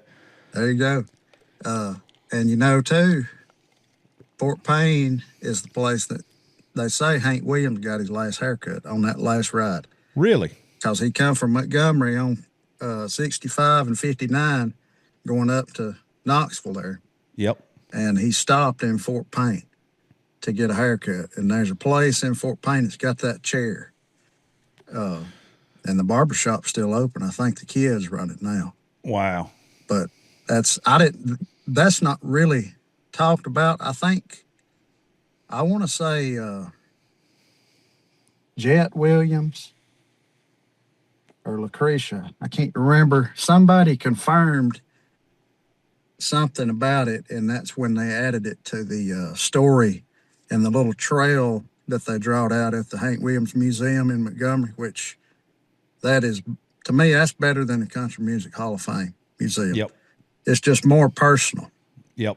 The note that Hank Jr. put in there about hand me down, that's good stuff. Anybody ain't been at Hank Williams Museum and seen Miss Beth Petty, go in there and see him. It's got the Cadillac in there he died in and all that stuff, but it's just really good little place. But they've got that little trail drawn out, all his stops on that last tour, and they added Fort Payne in there. Because for years that wasn't talked about, but I guess somebody confirmed it. That it happened. He stopped there and got a haircut. Man, I wish we could figure out who it was that gave him the haircut, or if their kids knew about it or something like that. Everybody, it's one of them things everybody says something different about. What most people say is he actually went up on Lookout Mountain and got some moonshine from a guy. But then there's people that say, "Oh no, they protect that." So I don't know. Yeah, but I mean that's just he did one or the other, and yeah. And then you wonder, is that what he was drinking when he, who knows? Yeah, that could add to that. I know. You got to watch for that. You got to watch for that bootleg stuff. It was all, you always heard those stories. You drink it and they drop a battery in it and it'll make you go blind and this and that. I tell people that same thing about getting, the weed stuff from a gas station and from somebody you don't know. I said, that's just like moonshine, man. If you don't get it from somewhere out west that's got it, you really just rolling the dice. And I don't really like to roll the dice anymore because, like the moonshine thing, I don't know what's in there. Well, now they make you afraid to buy a damn bag of M&Ms because it's going to have fentanyl. Fentanyl, I know. It's unreal. I can't believe how bad that's got. Me either. I mean, when we were coming up, it was all, still people experiment with stuff, and they would try to give you stuff that was weak to get you over and get you money. Now they're giving you stuff that'll kill you. I don't even understand the business model of what they're doing these days. I don't either. You know what I mean? I don't know why that started or why, how anybody thinks they're making money at it. Yeah, it all started, I think. Well, and there's we can go down conspiracy stuff for days, but the whole pill pushing thing with the doctors writing the scripts and then the cutting off the this and over prescribing that, and then they're hooked on this, and who really knows? Our brains are just we're in information overload these days. I think that contributes to health I know it does. Oh yeah, depression, health problems, anxiety out the ass. Just we don't know what to believe, or Nothing. I mean, we really don't. You can't What? turn the TV on and know that what they're saying is true. More than No. likely, it ain't. Well, and the older we get, the more we realize I wish we could go back to when we just believed everything at face value before we knew how everything worked. Because, be honest with you, I just telling my buddy this yesterday, up until a couple of years ago, my whole life, I was absolutely 100% certain that we went to the moon and Neil Armstrong and all them was on the up and up. And in the last few years, I'm just about as convinced now that we probably didn't. No. You know? Believe we did at all. Believe it was all just a... And would have never thought that my whole life until just a little bit ago. But now I'm about convinced it probably didn't happen. Well, who was the astronaut that went on the Tonight Show or something? Buzz Aldrin. Yeah. He said, that didn't happen or something like that. Yeah. And they never shot, and anybody they've ever asked, they never shot him straight. I mean, and that's going to be what happens. Some of, like you said, these people aging out will tell some of this stuff. That's right. But I think as much as it's negative, it serves positive things as well. Like this, if someone's going down a negative road on a rabbit hole on videos, then they find yours and they like country music, and then they spend a couple minutes with that. They're like, well, that's a good lift of emotion instead of a negative like most of it is. That's a good thing, and hopefully you just turn it off after that. You know. Because we need more of that and less of the misinformation and just scare tactics and all this stuff. Because, like we were saying about the people who get fooled on these fake artist pages, a lot of us, realize what they're trying to do and can decipher and navigate through it. But a lot of people can't, and I don't know why they can't, especially some of them, because they just look too obvious. Well, and they got us all on an individual thing. Used to you're watching something together so you could react with the crowd. Now it's just you on the thing to make your own opinion by you. No one's to tell you that's probably crap. I think that's some of it too. Even reading the paper, there'd be omissions because everybody's going to write in or do a follow-up, but I think it's absolutely necessary, and I applaud you for what you've done so far, and I hope you keep doing it. And a few things, I keep saying this, but a few more things I want to get on. We're talking about and one thing before I even knew we were ever going to get to talk, because I'm just surprised I ever got to meet you. I'm glad we did and had a mutual friend. How about that? Or a bunch of them, turns out. Yeah. But like the Tank track, which anybody hadn't heard, go try to find it somewhere. It's hard to find, but it's absolute gold.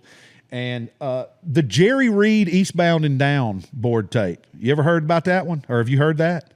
I have not heard that. I don't know how I hadn't. And this is a truly guarded secret. And I've asked producers recently, and they act like they still can't spill the beans. But I've heard this one. I heard this one at a studio in Nashville in about 2003 or 4. It's Jerry Reed and them in the studio recording Eastbound and Down. And Jerry is all wound up, buddy.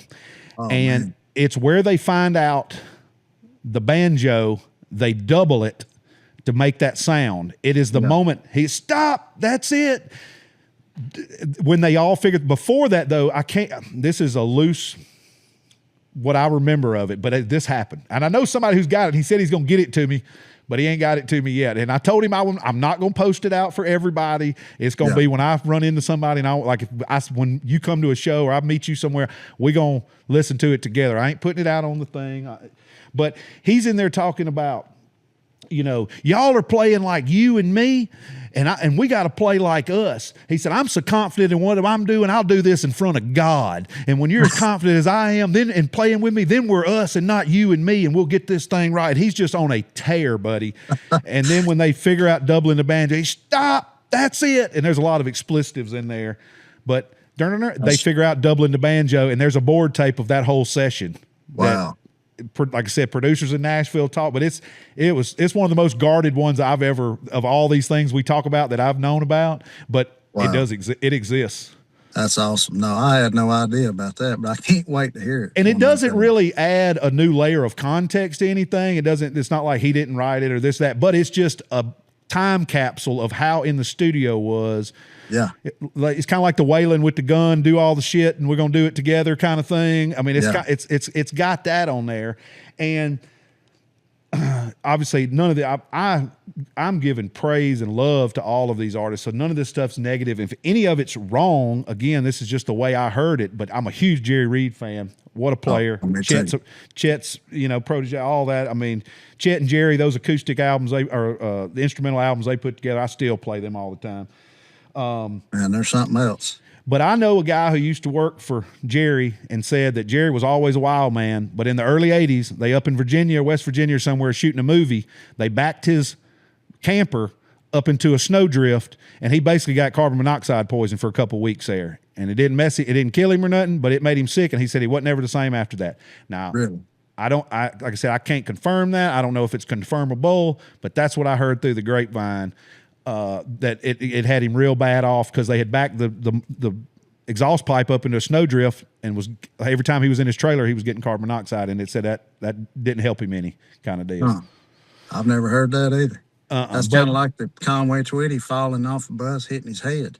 Yeah. That kind of thing. People saying he's never right about that. Right. How do we know that didn't contribute to what happened to him when he died?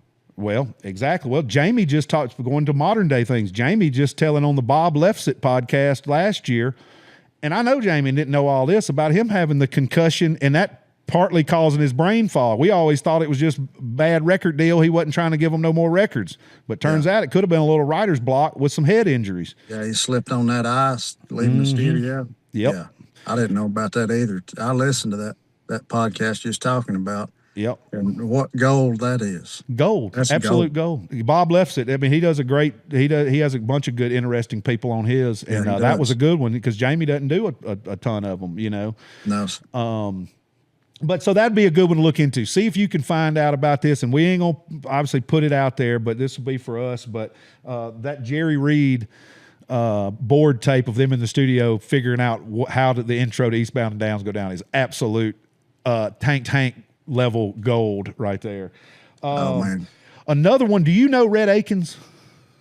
I've never met him, but I know who he is. We got to get you and Rhett together because Rhett is a big Hank Jr. fan as we are, and he has, I don't know what the clinical term is, but he has a photographic memory. He can recall anything from any day he's lived in his life, picture perfect, just about.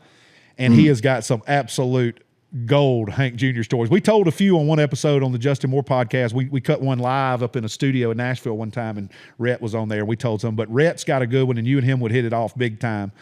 I love his first record. I guess it was his first record that had That Ain't My Truck on there. Yeah. I love that record. That's good.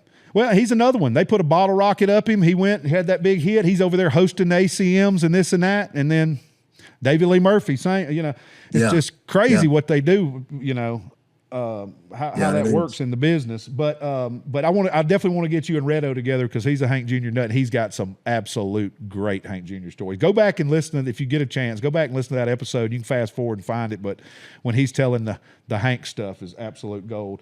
Another one. Have you seen or heard yet? And you're gonna love this one. Have you heard or seen any of the stuff from Stephen Merle Kilgore? Yes, I was actually going to tell you about that on this because I've been following him lately. He's like a magician and ventriloquist and all that. Ventriloquist, and man, he was there. He was there. Man. He drove Jones during the no-show age. He was a producer on these shows. He went to high school with everybody's kids. He was there, and he talks like his dad. Well, I'll pass this on to you because I'm gonna reach out to him the next couple of days. I called a friend of mine and got his number yesterday. And we're going to get in touch with him. I'm sure hopefully he's down. He seems cool as crap, and surely he'd be down to promote some of his stuff and come on and talk with us. But I'm going to reach out to him because I want to have him on and tell some, because I'm a huge Merle guy, and he has the goods. He's a treasure trove of this information, man. He is, man. And he's just a natural, just like his daddy. He's just a natural. I've been following him for probably about a month now. Yep. Yeah, somebody sent me, probably about the same month or two ago, somebody sent me one of his things, and I'm like, what is this? I did not know Merle had a son. And then he talks like him and does the eyes, and oh, man, it's just, and he's doing a bunch of them, these old war stories from, hey, it's Stephen Merle Kilgore from Nashville, Tennessee. And then he goes on little trips with his wife. So I got a mutual friend who is a great resource for all of this kind of hidden stuff because he's behind the scenes. Nobody really knows who he is, but he was there for a lot of this stuff and knows everybody from the old guard, the Opry generation, if per se. But I got his number and I got his wife's number, so I'm going to reach out. Silver's her name. I'm going to reach out to them and touch base with him, and I'll tell him about you. And hell, I'd love to do a combo deal or something. We'll come up with something on there. And get him, because I want to turn other people on to his stories and his growing up Kilgore stories, because I mean they are so good, and he was there. Yeah, he's got some good ones about. I mean, just some great ones. I mean, him telling about him and who was it? Him and Jack Green's son going to high school, and their Chet Atkins is their guitar teacher because he had done something with school and he got paid if he had so many students. I'm like, I seen that one too. That's just gold. It is, man. But like you said, I'd like to help get his stuff out there. We're little people, but I mean, we might could help him a little bit. You know? Oh yeah, love to just meet him and talk to him. Absolutely. And I got another one that I have dropped the ball on, and I mean, if I can put y'all in touch and you want to go ahead and talk to him first, I'm going to. I wanted to do it in person, but I hadn't been able to make it down to Florida yet. But Gary Stewart, they're doing some stuff with him in the Hall of Fame, and they got a book coming out. Well, his daughter, I've actually talked with his daughter, and she's down to do some talking about her daddy. She lives down in Florida, but so we can make that happen too. And I think that would be another good one, because there's you an underserved artist that most people can't even. They're like, "Who is that?" I'm like, "The King of the Honky Tonks, Gary Stewart, Dean Dillon's duo partner." And they're like, "Oh, yes. No, I never heard of him." And I'm like, "Man, yeah, I've had several people comment talk about Gary Stewart, but the thing with him is, I do some little quick video stories and stuff like that, but in my opinion, Dylan Weldon is the best at that. Yeah, I'm more slow paced and drawn out, more detailed. So there is a lot with Gary Stewart. Yes, there's a lot there. I mean, him and Dean Dillon, I can't remember who all. Tanya Tucker, they co-wrote "Leave Them Boys Alone." Yeah, and even that right there is just a little bitty thing that nobody knows about. But you can imagine all the stuff, and what a singer, songwriter, artist Gary Stewart was. I wish he was still with us. I know. He's one of the best. One of the best. We talked a little bit on an episode of this podcast that I did with Gallagher, the talent buyer at Billy Bob's, been there since they opened the doors, and he was good friends with Gary in the 80s, staying there and stuff. And so he had that was one of his best friends, had some really fond memories and some good stories about Gary. Now, is he the one that would drive George Jones' car around town that had I think it said "No Show Jones," a tag on it. And George said if he was ever in Texas, he'd see his car going down the road and it got it on Billy Bob's. I don't think it was Gallagher. It's probably the owner. Gallagher was like was worked with the talent side. He was working in the stockyards doing something, and he started promoting a few shows with them, and then just been there ever since. That's funny. I didn't know that part.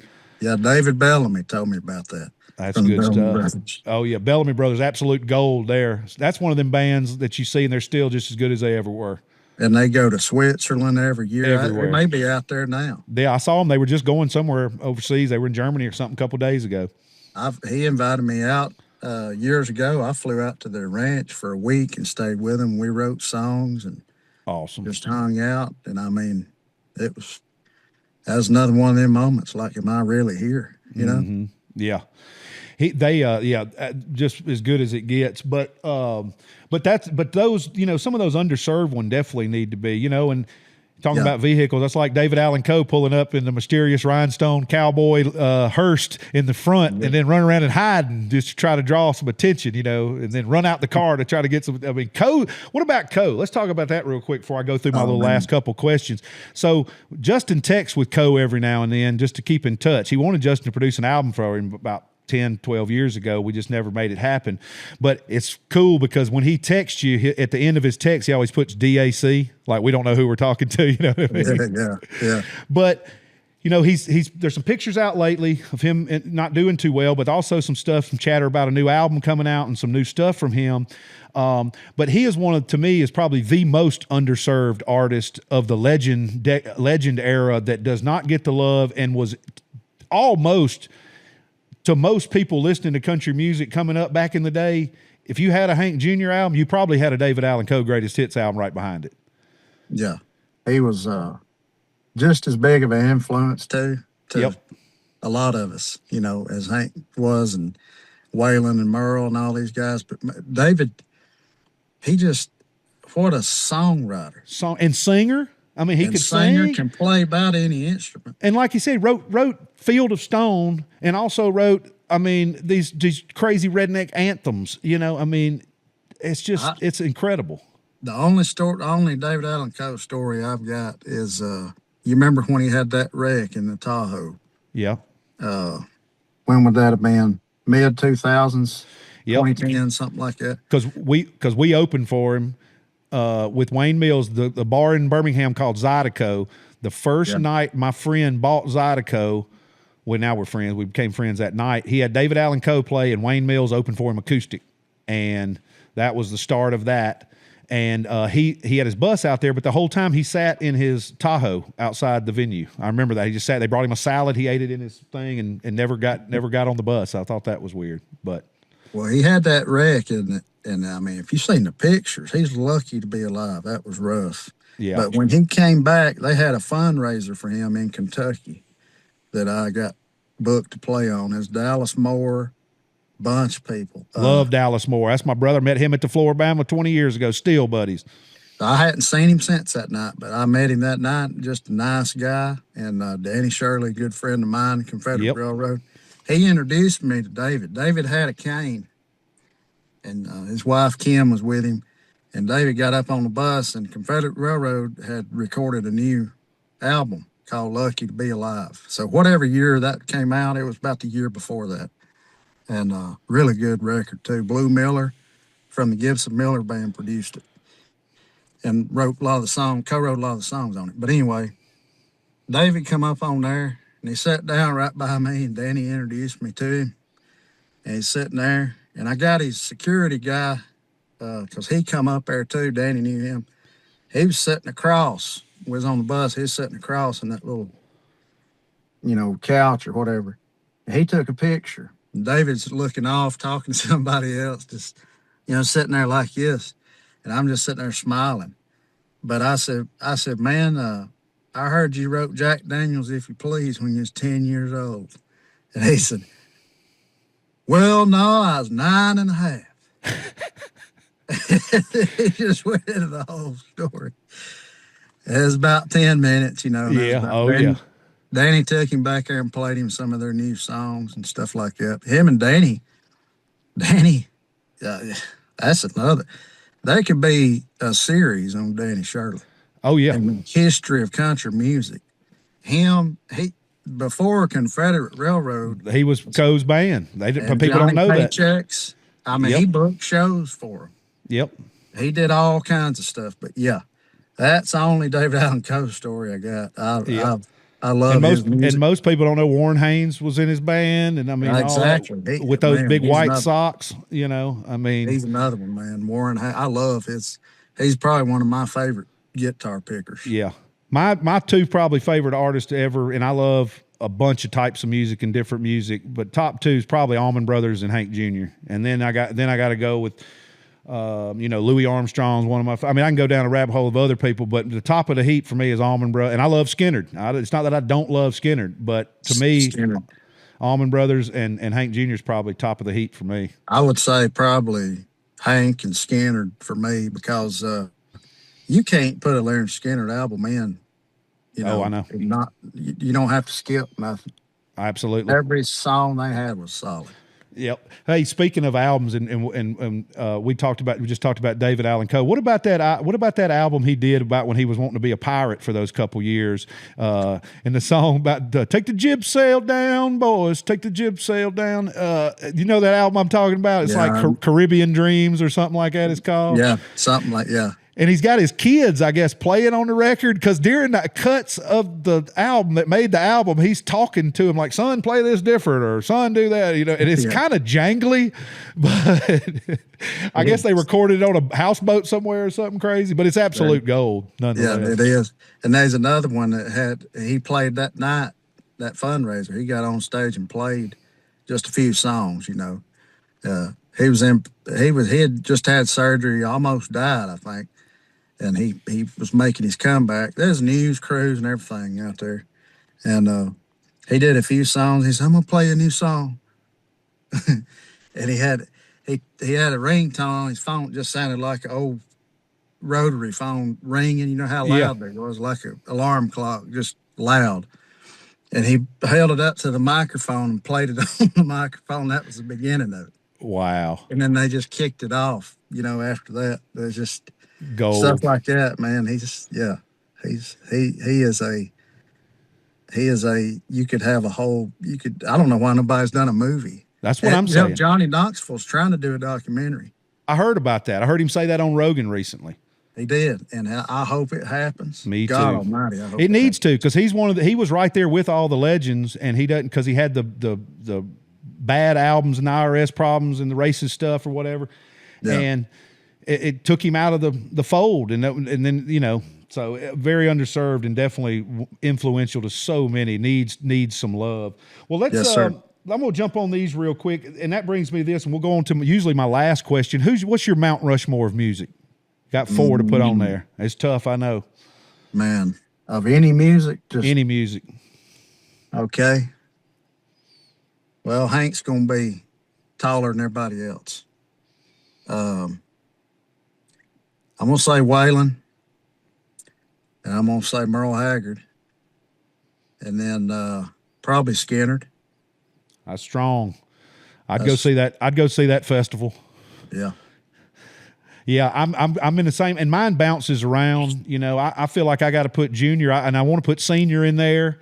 Yeah, I know. You know, and then I'm like, well, I can't put Waylon and Merle, if you know, and then where's Charlie? So mine's, I just don't. It's damn near impossible, really. Yeah, because if you put Hank Senior, then you got to put Lefty. Exactly. Because he influenced Merle and John Anderson. And Jimmy Rogers, and then how far do you go back? Carter family. I mean, it's hard. You got to put AP on there, you know? That's right. But yeah, that'd be probably as far as who influenced me. You know, I can put any of them 4 albums on to this day or listen to any of their songs and just have a good day. Hey, talking about albums most people don't know about, Nitty Gritty Dirt Band, Circle B Unbroken, all the different ones, the one from the 80s, the one from the 90s, and the one from the 2000s, absolute gold. Oh, yeah. They are somebody, too, that's very underappreciated. Very much so. Did a lot for the business. I'm going to skip the rest of my questions because I know we got to cut loose, and we're going to save this for the next time, round 2 of JR and Andrew. Yeah. But I do a thing every episode. It's called Birthday Number 1. It's the number 1 song in country music on the day you were born. Do you happen to know who yours was? Well, by my account, you're a January 21st, 1985 model. Yeah, that's right. I'm gonna say either the Judds or Alabama, or Ronnie Millsap. Not too far off. I'll give you a couple of hints. She could be on the Mount Rushmore, and not just for country music, because of her cultural impact. She was on. Okay, I'm gonna say Dolly. Right after her. Right after her. Not as far as coming out in the business, but the next kind of took her role as being multimedia. Reba. Yes, sir. And it's my favorite Reba song, and I love Miss Reba. Don't get me wrong, but I don't listen to a lot of her music all the time, but this is absolutely my favorite Reba song that I know of. And I didn't even know it was number 1, but I guess it makes sense. The only ones I could think of off the top of my head, whoever's in New England. This is her first number 1. Oh, her very first number 1. Well, that would have been in before 85, I think. Well, it was a string. After this number 1, she went on to have a string of number 1s throughout the 90s. This started her not missing a number one every album for a while. Trying to think of that song. I can hear it, but I can't. I know the melody. But I think that was after 85. Hell, I don't know. How Blue. Oh, okay. I didn't know that was a number one either. That was her first of a string that went on through there. I didn't either until I looked it up for you, which is a fun thing to do on here because a lot of times I don't know either, and most people don't know that, you know. Yeah. Mine was Conway Twitty. If I ever get, I'll never get to heaven. I once came mighty close. Oh, yeah. I always thought that. Conway is another one. I'm a 79 model. Oh, yeah, Harold Lloyd Jenkins. That used to be something nobody knew. And I'd be like, no, his name, he was going from Conway, Arkansas to Twitty, Texas. His manager gave him a new name because he was a rockabilly act and needed to change and freshen it up. And they're like, no way. Baseball and all that stuff. I mean, there's just so much. Charlie Pride up there playing in the league, up in Oregon, got discovered Washington State of all places to get discovered. And yeah, it's really. And Ed Bruce, I did a whole thing on Ed Bruce. I think that I co-wrote the last song Ed Bruce ever had a part of writing with him. I'm not 100% sure, but I went out there to him and his wife, Miss Judith's house. They invited me out there after he heard my record, Stone on the One. And we started writing a song, and he was getting a little bit frustrated because I think he was trying to get back into it. And he had some health problems, but man, we sat there and ate grilled cheese and tomato soup and wrote the song and talked. And he is another one. Most people don't know he started in Memphis, right, at Sun, and just, there's just a million things that go through my brain. T.G. Shepherd, that could be a whole movie within itself. Absolutely, story of him. People forget how huge he was, and just how he started with Elvis, all the Elvis stuff, and then him knowing the entertainment business and having the right lawyers and managers helping half the business at some point throughout their career. Yeah, he was a big time, made a lot of money as an A&R guy. I don't know if he was A&R, but he was some kind of executive, Right. Man, there's so much of it, so much history. So much, yeah. I know. Well, you might have not been his first taste of Texas, but you was his last taste of songwriting, apparently, for Mr. Ed Bruce, which is pretty awesome, man. Pretty awesome. And after he passed, I finished that song. That's called Ragged Old Rhymers. And we had started, but we never finished it. But I finished it. And, that's a co-write with mine and his name beside each other. And he's underappreciated too. Absolutely. He is. They had a glass coffee table in the living room, had belt buckles from every country that people had given him. Wow. And he said he would go to wherever in the world, the Netherlands, and, all these places in Europe. Like, some people didn't even know how to speak English, but they would sit there and sing every word of Mamas Don't Let Your Babies Grow Up to Be Cowboys. Right. Unbelievable. And he just almost tear up just telling you. Yeah. Unbelievable. Well, hopefully some song pluggers listening to this and wants to get up with you and get that in somebody's hands. Well, it's country. So, it's real country. Right. But, yeah. Somebody out there make that happen. J.D. Grover or Blaine Rhodes, one of y'all. Hey, I know Blaine. He's one of them I was talking about. When William Michael Morgan was on Warner Brothers, we used to ride a good bit over there. Love Bill. We had him out on our tour when he had them singles out. Well, I met Blaine around that time, and he's one of the few music business people that I actually kind of clicked with. Yep. I'm good old Georgia boy.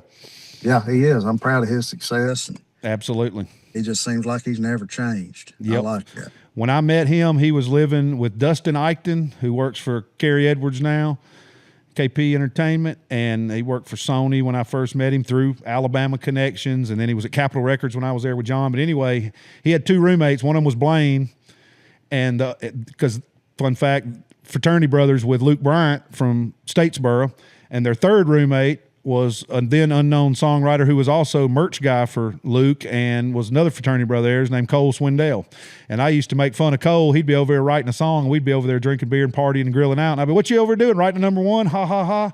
Turns out he was. So, Yeah. but Blaine and Cole were roommates there. I try not to associate him with them. Yeah, right. I'm just kidding. I got to give him. I was his first road manager. I took him down to Statesboro. We did some shows. Got him his William Morris deal and all that. And it's awesome. just, it's good people. All them folks we just talked about are good people. And man, I'm so glad we got to finally connect because I can tell you're good people, and we're going to do this again in the future. And like I said, I love what you're doing, and I applaud you for doing it. And keep up the good work, brother, because it's needed for sure. And if nothing else, it's like the last couple Hank Jr. records. They don't sell like they used to probably. But me, and there's 100,000 of us strong that's going to listen to everything he ever puts out. We're going to buy anything he ever puts out. And same with this. There's enough of us that like this that's going to be listening to your stuff and watching it. Well, I sincerely do thank you kindly for saying that. And, another thing, people ask me all the time, why you get in your car and do this? We got a little bitty house here in North Alabama. And we live close to a lake here, a little lake, and people like to dump their animals over here. It just pisses me off to know my wife even more. But we end up trying to rehome the dogs or cats or whatever, and a lot of times you can't, so you end up with them. So we got a house full of a barn in there, so it's easier for me to come out here where it's a little quieter. That's why I always sit in the car. I love it. And Jake Owen told me he likes that I do that. Yeah. I said, well, I mean, that's the only way I can do it. And it be where somebody's not going to say, what's that noise? Like, something. It's like a little studio, it's like a little studio, really. It's got some cushion. It's got some contour. It soaks up the sound. It's good for that. Yeah, it works acoustics good. Ain't bad in here. And, we got a little office, spare room in there. But I mean, like I said, we've just got too many animals now. And it's, I used to do my podcasts on Zoom like this, and recently we started doing them in person. And if I had to do it on Zoom now, I'd have to come back out here to the car because I just ain't got no space to do it. Right. But anyway, I appreciate you saying all that. Yeah, well, keep it up, man. It's absolute gold, and I appreciate you for doing it. Everybody go check out Andrew Pope on social media, Instagram, Twitter, YouTube, all that good, Facebook, all that good stuff. Go find him, download his records, watch his podcast, go back through him. And how many episodes of the Y'all Think You Know have you put out to date?